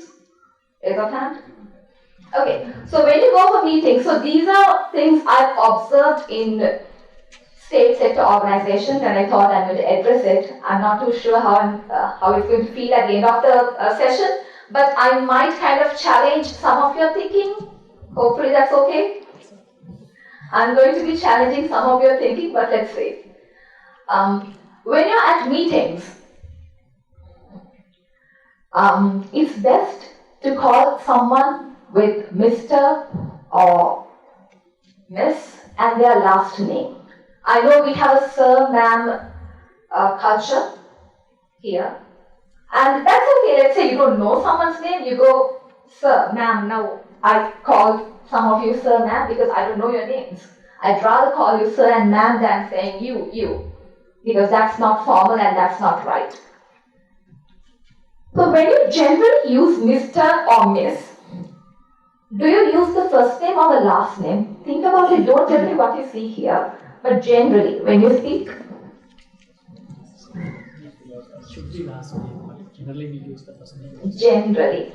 Again, it's more of a culture thing, but keep in mind, in very, very professional settings, when you go somewhere, let's say that you're talking to an international client, you wouldn't want to go with their first name, especially after Mr. or Miss.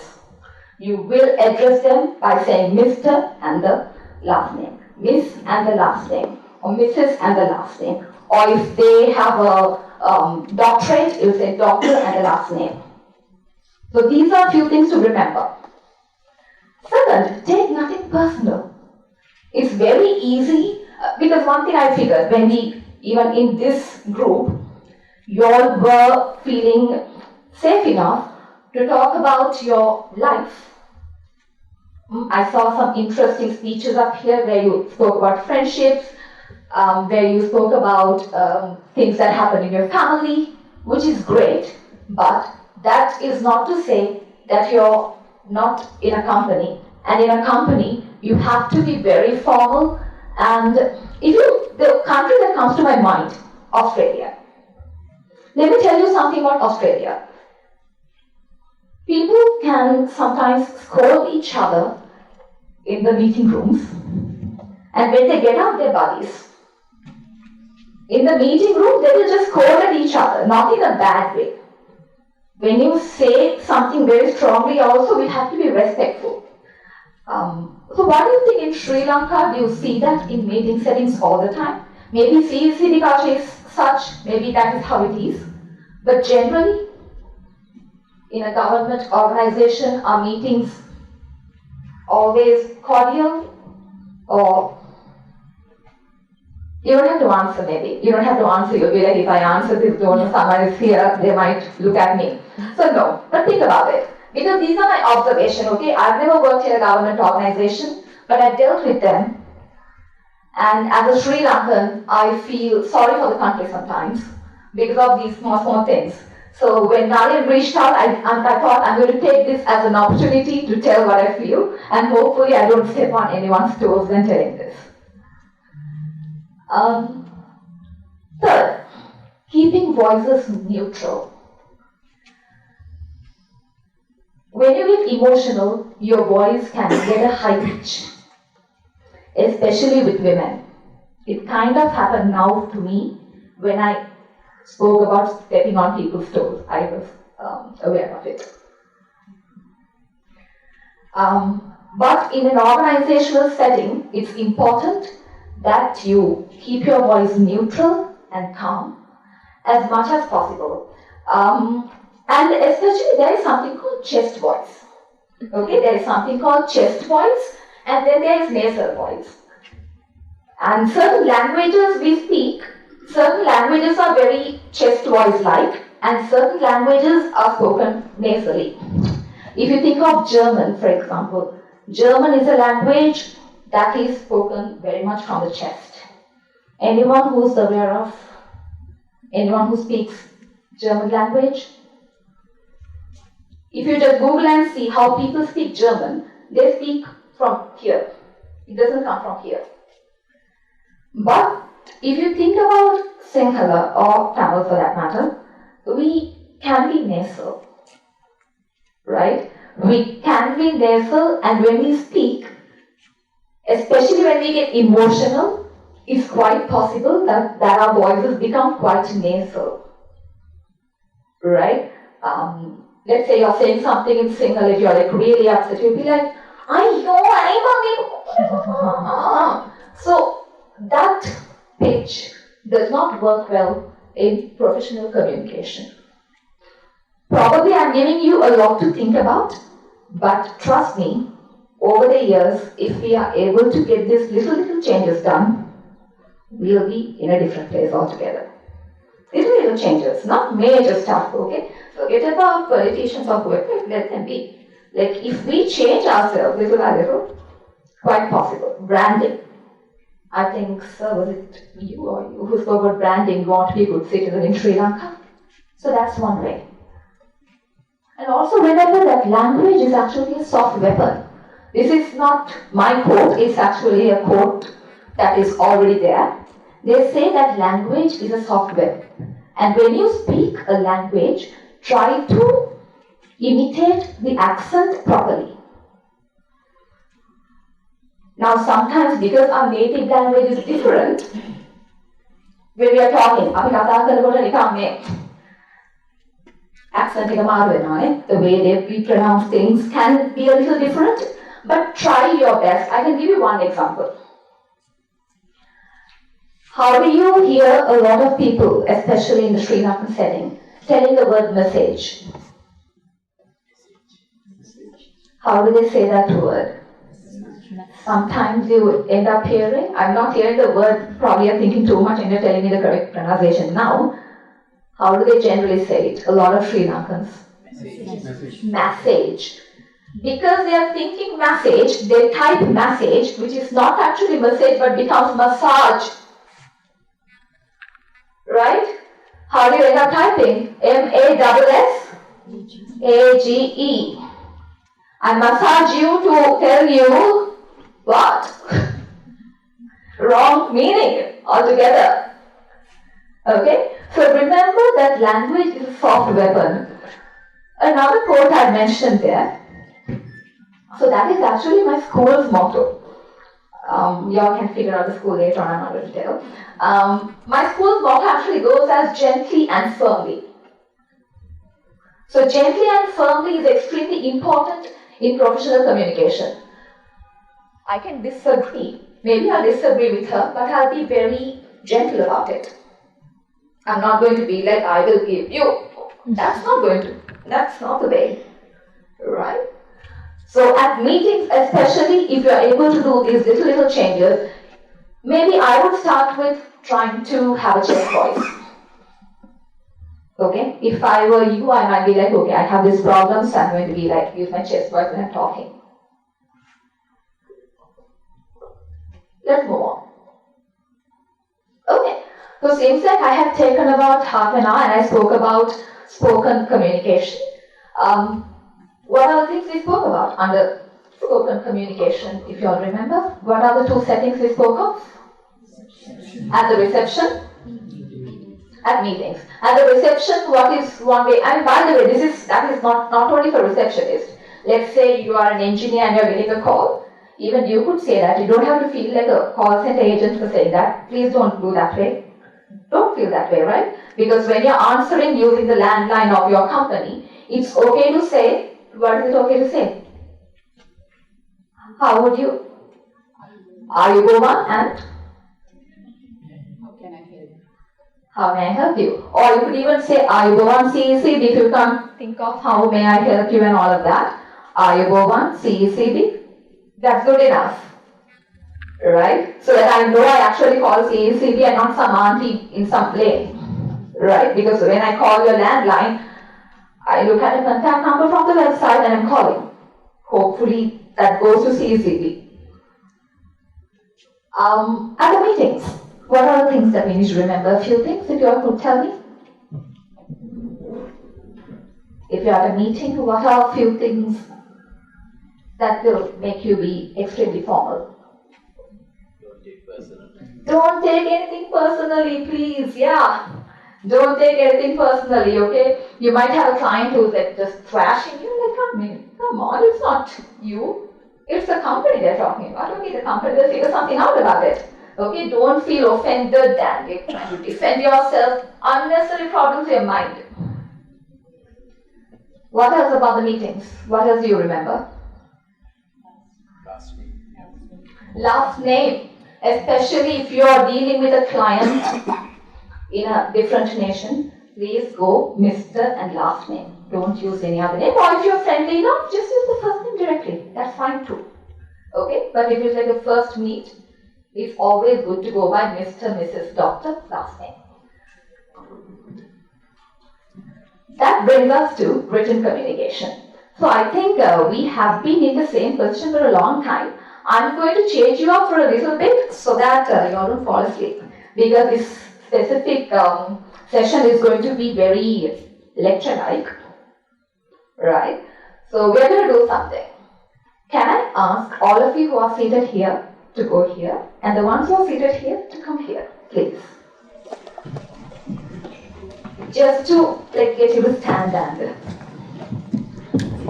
move a little bit. Thank you, I really appreciate that. Thank you.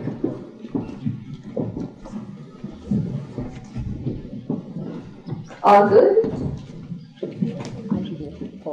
For any urgencies. Sure, that's fine. Yeah. Yes, I need you there. Thank you. The others are okay, right? Moving on to written communication. So here I want to talk about three things. And I want to make sure there is enough time for you all to ask questions also. So my plan is I'll try to finish by 5 minutes past 4 the latest, 20 minutes, and then question time, right? I want to talk a little bit about emails, but I'm not too sure how many emails government organizations send. Do you all send a lot of emails at CECB? You all do? Okay, that's great. That's great. I actually found something interesting. I'll show you that slide later on. Do you all know that your contact details are online? All of you are aware? All of you know that some of your superiors' contact details are actually online? Yes. So if I really want, I can find information about you. I can even get your image and do a Google search with the image and find more information about you. Right? So understand the world is going at a different rate now, and we need to evolve.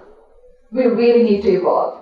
Okay, so I'm really happy sometimes, sir, for example, you said you're working here for 23 years and you came here and did a speech.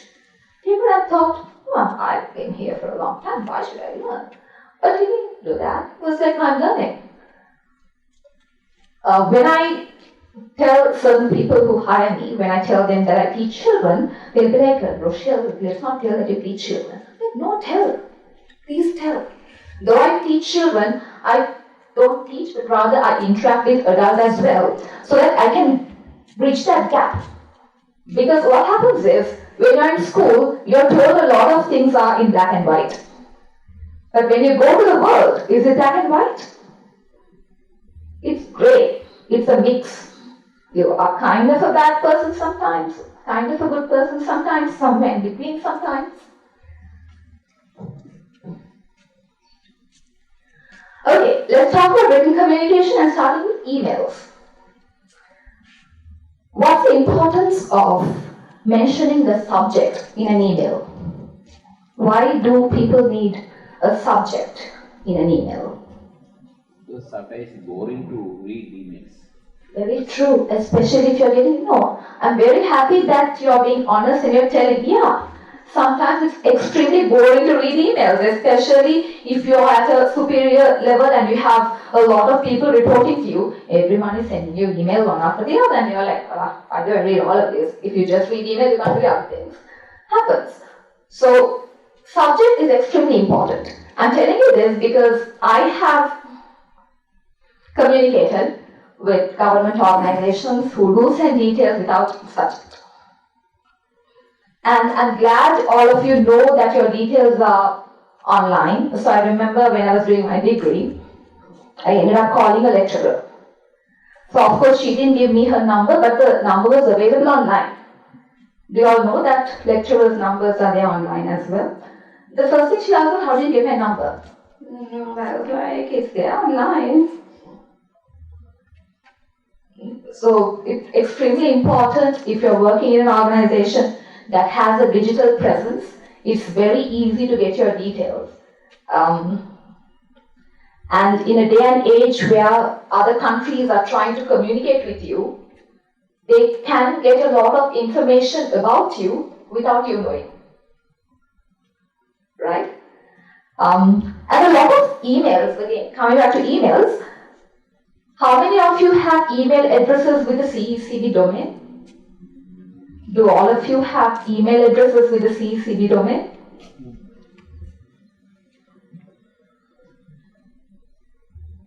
But if you go and, let's say, speak to someone at Dialogue, for example. I could think of Dialogue first because that was my first company I worked for as a call center agent a long time ago. So that came to my mind. I mean, even a call center agent will have a dialogue.lk email address. The ones who are having emails here will use your Yahoo and Gmail, I believe. How do I feel about it? Professional? Something to think about.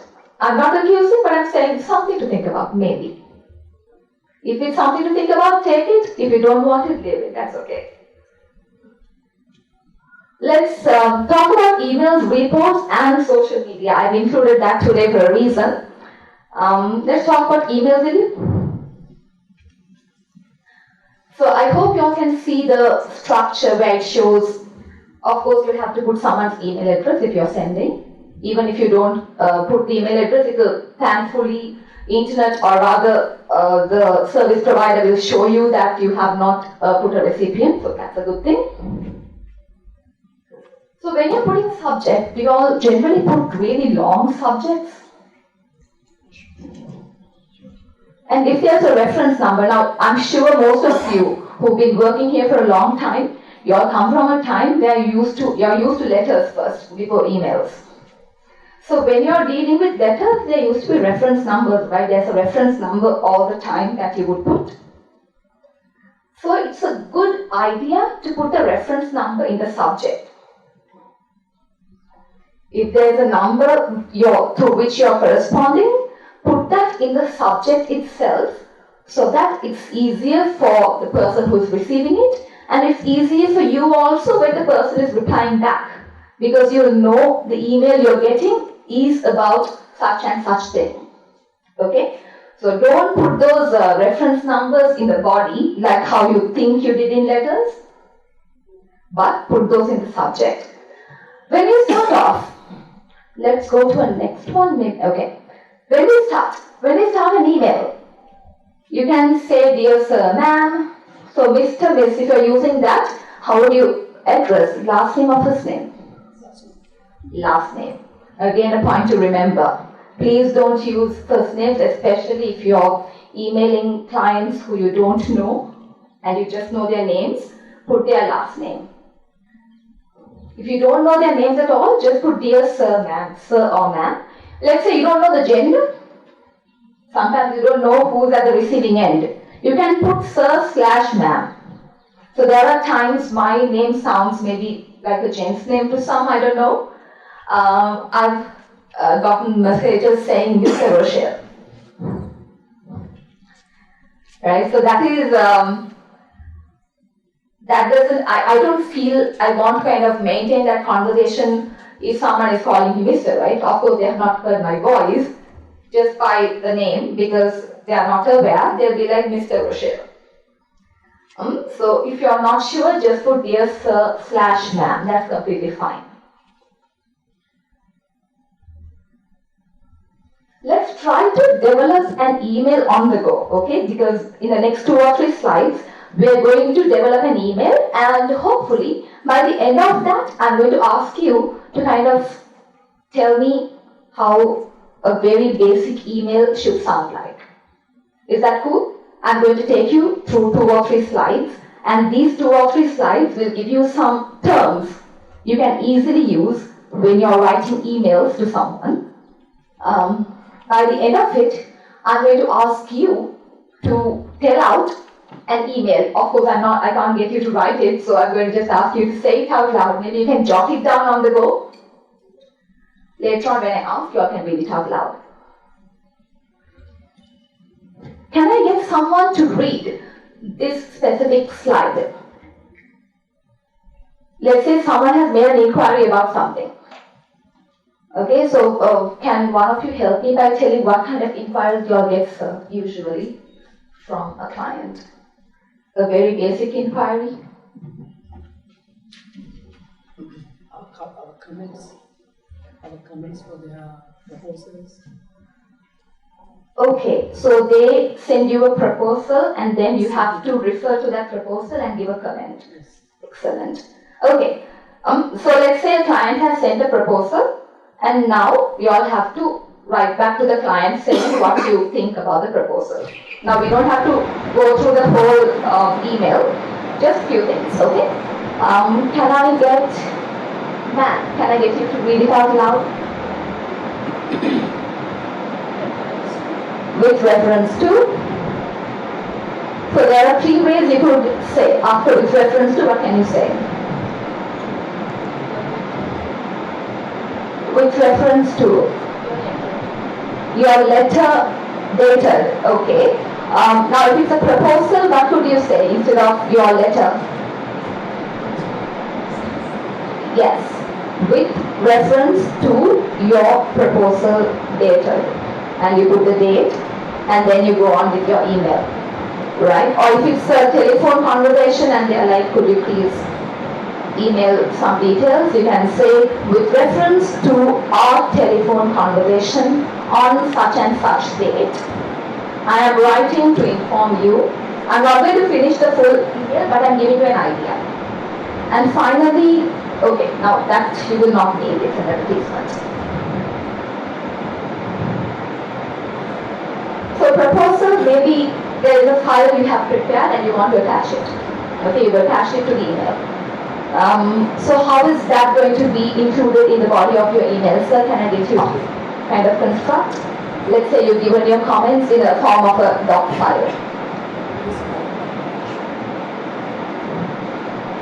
Right, so if it's a proposal, how are you going to say, please find the attached what?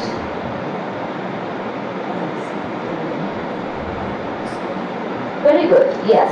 So he said, please find the attached comments for your proposal. Okay, so instead of using attached, what's another word you could use, ma'am? Instead of the word attached, after slash there's another word. I can't hear you, can I? Enclosed, right? Please find enclosed document, right? So that's another way. And finally, you're hoping the client will get back to you with some response. This is a very classic way of ending an email. I'll tell you where a lot of people make mistakes, because most of you might have heard this. But you might hear some of you, or you might have seen some type it, I look forward to hear from you. Have you seen people say, hear from you? That's actually wrong English. Okay? So it's a good point to note.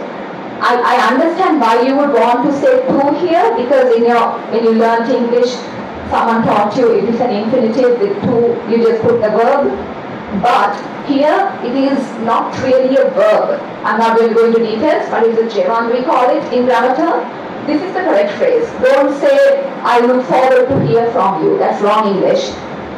If someone who is very aware of this is reading your email, they will spot it and they'll be like, this person's language is a little bit average, they'll know that. Okay? So I look forward to hearing from you. This is something you might even want to take down and kind of remember. Ending. So when you're ending, again, if you have been in a written communication class, you might have heard there's a difference between yours sincerely and yours faithfully. So where would you use yours sincerely? When you know the name or when you don't know the name? When you know the name. And where will you use yours faithfully? A good way to remember, at least this is how I remember. Faithfully, if I forget, I put faithfully, F and F. Okay? If I forget, I put faithfully, or else I put sincerely. So these are some classic phrases you might want to remember for your emails.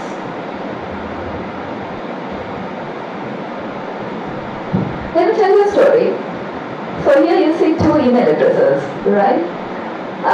The first one you see is what I used to have as a 16-year-old, 16 or 17-year-old, and I had it for a good 7 or 8 years until I learned the hard way that you're not supposed to have names like this when you're having a professional email address. Okay?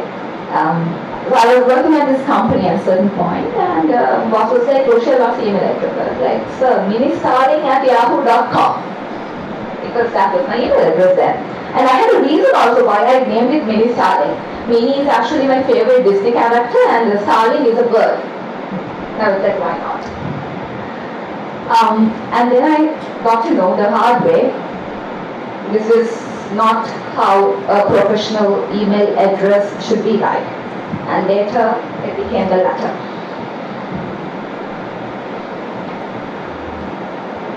Another tip for me to give you. How many of you have email signatures? That's good. That's good. So it's very easy to have your email signature when you're using certain email platforms. So when you're having your email signature, what are a few things that you put there in your email signature? Name, post, mainly. If you like, you can put something inspirational or whatever, that's completely fine, but it's not a must. Those days I remember we used to have email signatures that counts as with use email to save trees or whatever. Those days, I don't see those anymore, but earlier that also used to be part of the email signature for some people. So the reason we use email signature is to avoid repetition, or else every time you're writing an email, you'll be like, best wishes, Rochelle, best wishes, Rochelle. Taking your time. So with the ongoing way the world is evolving, you're trying your best to save time with whatever you do.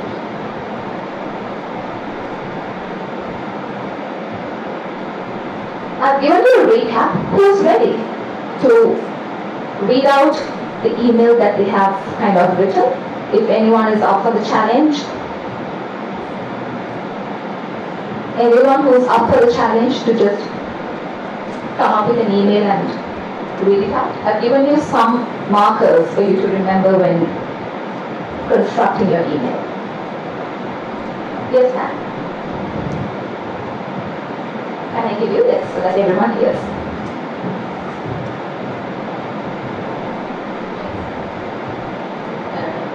Yes, sir. With reference to the telephone conversation, please find the enclosed comments you requested. I look forward to hearing from you. Yours faithfully, Amal. Excellent. So she started with, yes sir, so it was yours faithfully at the end. So you understand, it's very easy to come up with a basic email without making spelling and grammar mistakes if you know the basic markers. And these are some markers I would really strongly suggest that you keep in your mind. Yes sir.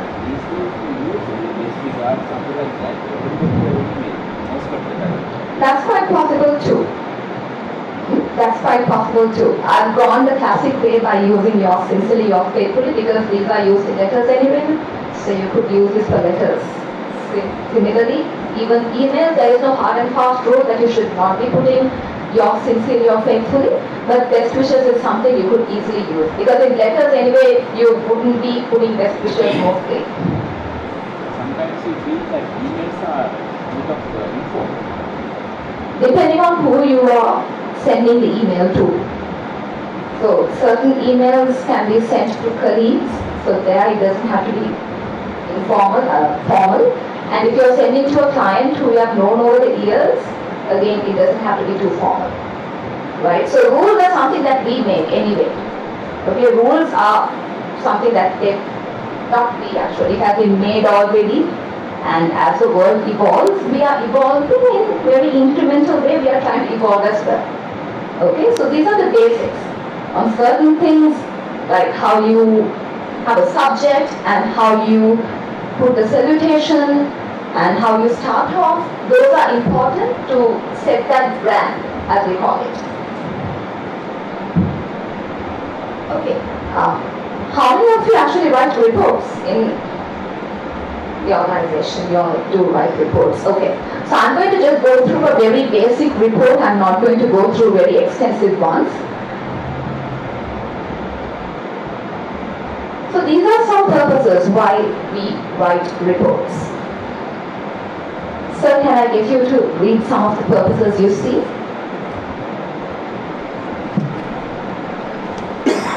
Why would someone write reports? These are the purposes. If you could read it Write a out. report. Yeah. Yes, there we have to analyze some problem. If there is a problem, we have to analyze it. Absolutely. If you could kindly read it out, because it's already there, so if you could just read out. First we have to do the literature review. That's what you are saying, the analysis. Analyze the past event and highlight factors worthy of concern. Factual being the key point. Yes. Then we have to find key points from them, and we can use it for our to solve our problem. That is our analysis part. Based on that, we can make recommendations for the improvement. Those are the things that's included, yes. Yeah. I'm very happy that you managed to summarize it in your own way. I asked him to read, but he summarized what's there, which is a good thing, right? 2 keywords, facts. You can't say I think in your report. Can you say I think? Because those show that it's a poorly constructed report. The moment you use words like, I think, I guess, because no one wants what you're guessing. No one wants to know what you're thinking. You tell me, based on what's available from your literature review, as you said, or whatever document that's available, if this is feasible or not, if this is possible or not. Okay? Let's look at some forms of report. I don't think you all can see it very clearly. So there are reports based on literature review, like you said. There are general scientific reports you would construct. So chemistry laboratory, if you've done bio or math, you might have done some of those reports. So today what I really want to touch upon is the non-scientific report, which has only very few categories to it. And there is a standard business report, which also has appendices and a glossary. And then there's a research report also. But let's just go through a non-scientific one, just to get the idea, overall idea. So in terms of language, one thing to remember, never use contractions. What are contractions? Those are words that you put together with an apostrophe. For example, instead of saying is not, you might say isn't. Is that correct for a report? You can't use contractions in report because it's a formal piece of writing. If you want to say don't, what will you say? Do not. If you want to say can't, cannot. If you want to say shouldn't. So remember, no contractions at all. Extremely important. Now the first part of that line, passive voice. Now this doesn't mean to say that the whole report will be in passive voice, because you can't construct reports like that, especially for business purpose. But mostly, you will try to use passive voice. So passive voice, what happens is when you're using passive voice, you can hide the person who did the action. You can easily hide the name of the person or whoever, the subject basically. The subject is the person or thing that does the action, right? So you can hide it. For example, instead of saying the engineer requested for this report, how can you turn it into passive voice? This report was requested by, if you want to mention the engineer, you can mention engineer, you can just say requested by. So that way you're hiding the person who did the action. So why we do this is to avoid conflict, to be very honest. Okay, because if you are using active voice all the time, it's very easy for people to feel that they are being blamed. They are being blamed, or though we say to be very neutral, not take things personal, we need to remember that we are humans, right? And as human beings, it's very easy for us to become very emotional sometimes. So passive voice is one way to kind of tone it down. When you use passive voice, it doesn't show who you are directing it at. Okay? And it has to be formal and objective. You are not going to use a lot of adjectives. You don't have to keep using a lot of words to describe a certain word. For example, if you want to talk about a hydro project, let's say, you don't have to say huge, fantastic hydro project. I mean, the huge, fantastic, those are additional words not needed. For a report, you have to be very to the point, very objective. Last but not least, proofread.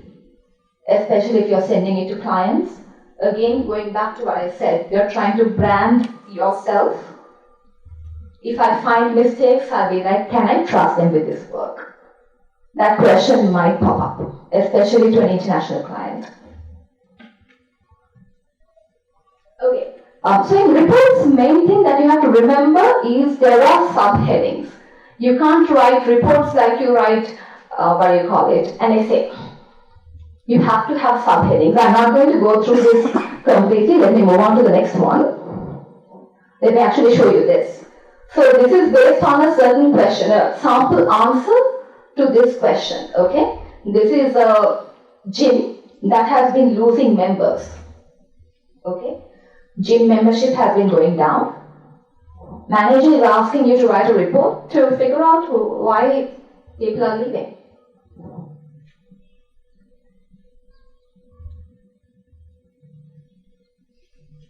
Are you able to see the subheadings given in the report? Is it? What's the first one? That's the very common one any report would have. Introduction. So again, this is a short report. That's why we are not talking about abstract, for example, executive summary. I'm not talking about all of that because if it's a 1 to 2 page report, I wouldn't really worry about those things. Okay? Those things are important if you are writing longer research reports or business reports, proposals. So after introduction, you're getting to the point. So it seems like the person has identified 3 problems. What are the 3 problems? Limited opening hours, yes. The changing rooms. And there is an issue with the changing rooms also, and that is why people have stopped coming to the gym. And next one? Lack of parking space. So introduction, 3 issues identified, and then finally you have a conclusion. Now, do you remember that we said in report there has to be recommendations?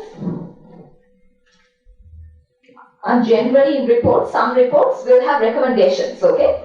So here if you actually read, they do give the recommendation towards the end of those paragraphs.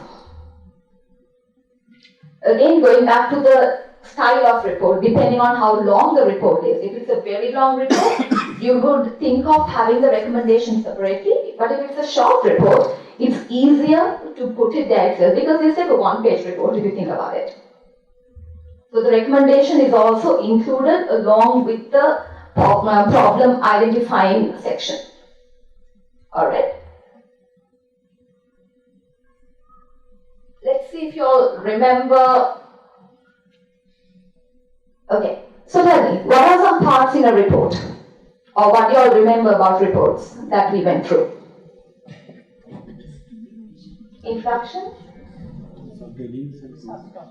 Subtopics are extremely important. That's something I want you to remember. Subtopics are extremely important so that people who don't have the time, they know where to look to get information.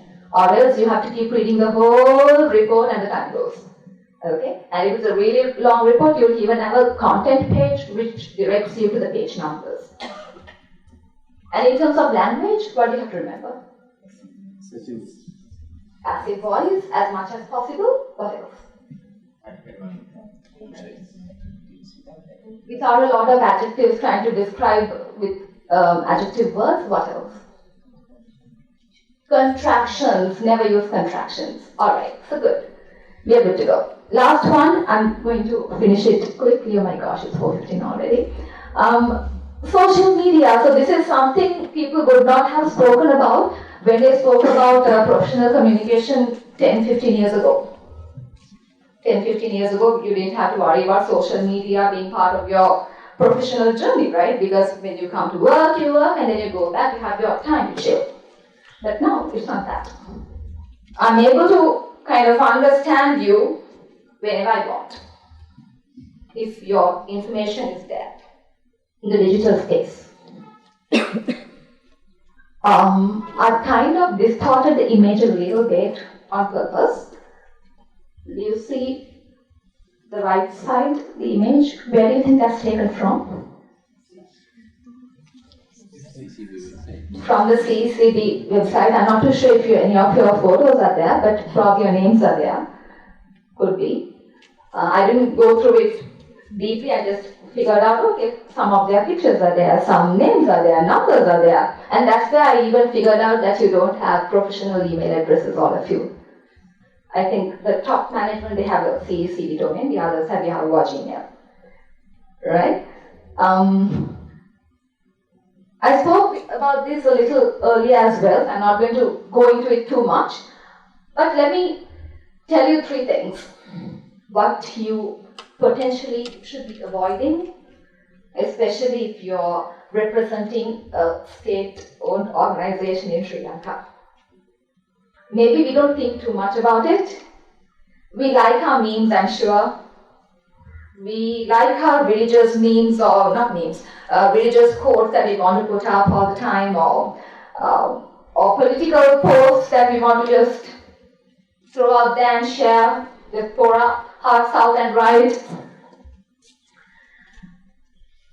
It does not give good branding to Sri Lanka, especially if I'm able to track you down and figure out, oh, so this person is in such and such post at cecb, and this is what he thinks.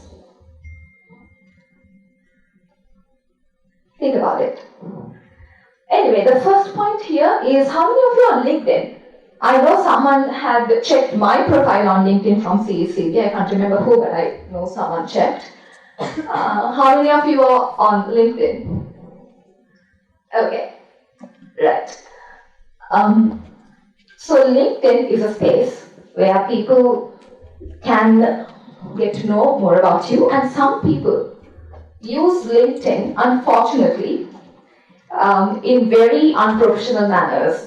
I've heard over the years that some people send personal messages to ladies on LinkedIn to contact them. So LinkedIn is not for that. You all have other apps. If you're using LinkedIn, it's for business-related ones, mainly. So you're not supposed to put those on LinkedIn.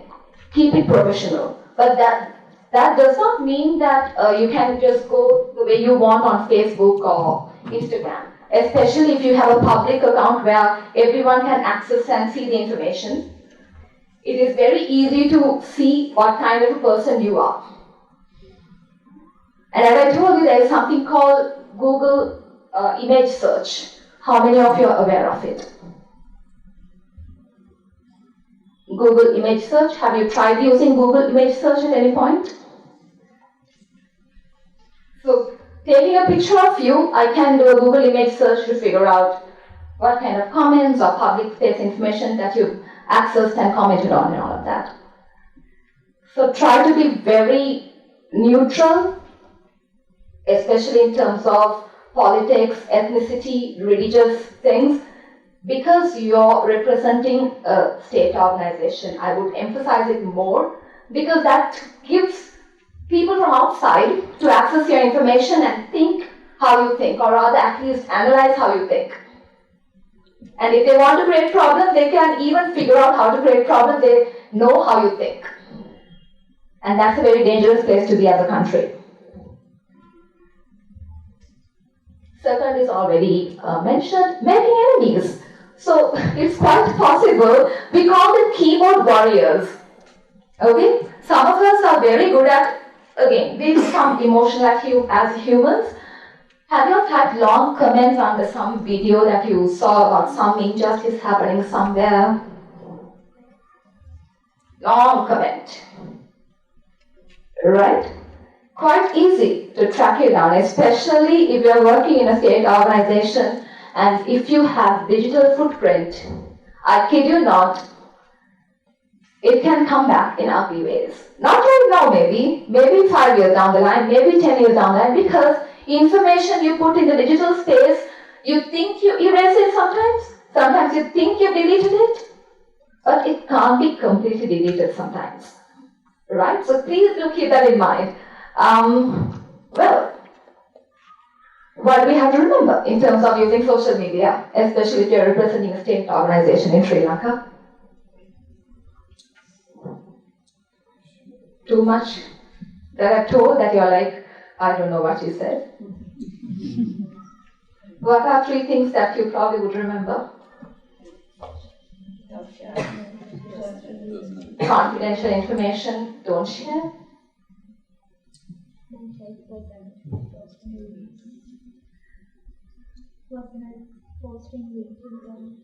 Yes, keep LinkedIn as a professional platform. Don't mix it with your personal opinions, and especially politics, ethnicity related ones. I've checked it that way. Certain government organizations I deal with, when I know certain responses are becoming a little weird, I would go and check their websites or rather their platforms, and then I'd figure out, okay, this is how this person thinks. So no wonder he thinks that this is how the world should work, right? So keep it. Understand that world is changing, right? World is changing. So if we don't align ourselves now, it might be too late, right? So I know we're talking about professional communication, but this is all part of professional communication, especially when you are representing Sri Lanka, end of the day, as a state corporation. Questions?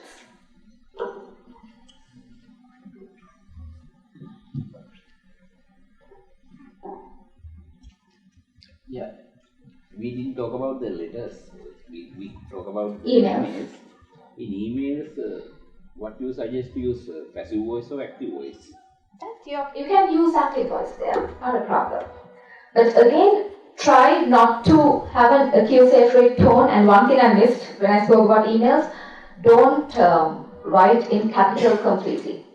Because when you're writing emails, if you put a lot of exclamation marks or if you put everything in capital, it's equivalent to you scolding someone face to face. So they say not to use all capitals when typing.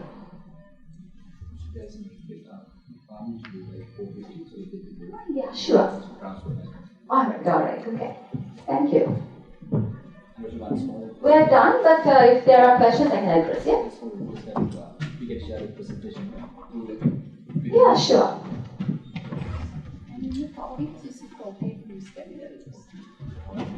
I would still not use capital in topics, no. No, not yet. Please don't use, no, subject also don't use capital, because if you think of all the other emails, you think this is going to stand out when you write in capital, but actually in professional terms it's like shouting something at someone. In formal reports, we are normally using as a recommendation for conclusion part. It should become first. Normally we are giving the recommendation and conclusion, but I have seen that it's the other way around. Yeah. I double checked it today also because I know in Sri Lanka there is a tendency to do it the other way around. First conclusion and then you put your recommendations. But recommendation is technical. In my case, that I saw that in the Google also the conclusion comes first. But in my case, what I am doing is that the recommendation is technical one. Then normally we are writing conclusion for the non-technical people. This is the conclusion of our report. Right.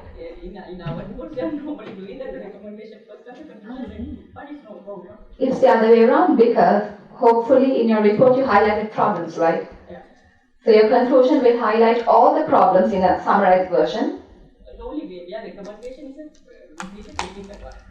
This should be done, this should be done, this should be done. In conclusion, we are just summarizing. We are don't summarize. Non-technical people also can understand. Okay. So that's why you have an abstract generally, where you would put everything there. You don't have an abstract, or some people have an executive summary if it's like a business proposal. No, again, I'm talking at the end, conclusion and the recommendation. Yeah, that's the correct way. You have the conclusion first and then you have the recommendation. If you have that question of if in the conclusion also you're adding a recommendation in layman terms for everyone to understand, I would suggest having an abstract. Abstract can have like a summary that anyone can understand, because even if you... Yeah, that's attached to the beginning of the report, and that's what you call an abstract, and some people call it an executive summary. I have seen some people in their emails, for the email signature, they are putting their titles, titles in the sense, the qualifications and all that.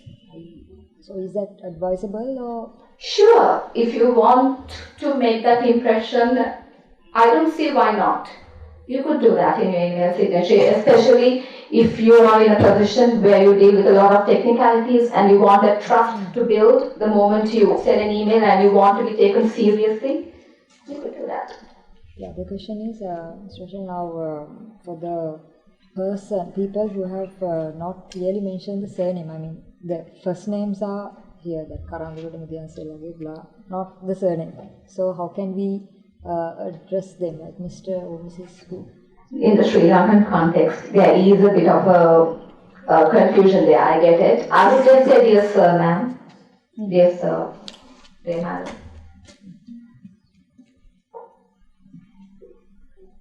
All good? Seems like it. All right then. Thank you. Okay.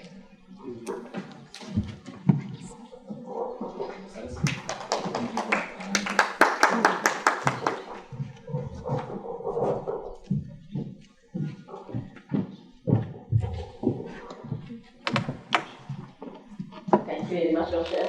For the useful one. I think really good done. How to write a formal email, how to write a formal report, and the things. Well done. Really appreciate your presence here. And I think you all get important points of that. Thank you. Thank you very much all the presence here also. Really appreciate the Groom participants because this is the one of dreams come true of our as cecb Toastmasters. The management has requested to conduct these sessions, but also we are also getting the knowledge from these sessions. So thank you very much for registering in Groom sessions. I think you all are enjoying this and getting something. That's the main point we have. Okay. Thank you. One thing, the presentation has contacted in the presentation. No, it doesn't. It just has my email address, if at all, in the slide itself. But please don't send to my previous email, Ministarling, because it's not active anymore. I don't know, I can't log into it. If you need any professional support, you can directly contact us. Yeah, you may email me, no worries.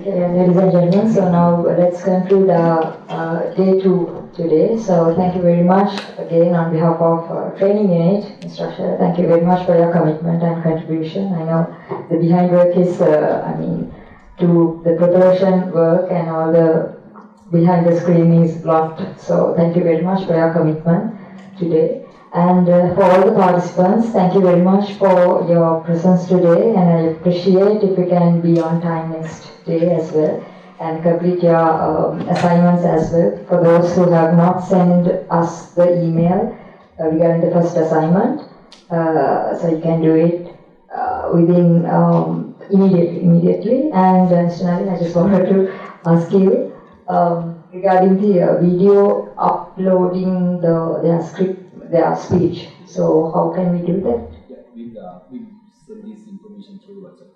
Right. Ask them to be in touch with WhatsApp. Alright, okay. I'm following because I have training unit. We have the evaluation process, so it should be done. So thank you very much, everyone. So see you the next day, not next week, after next week. Thank you very much.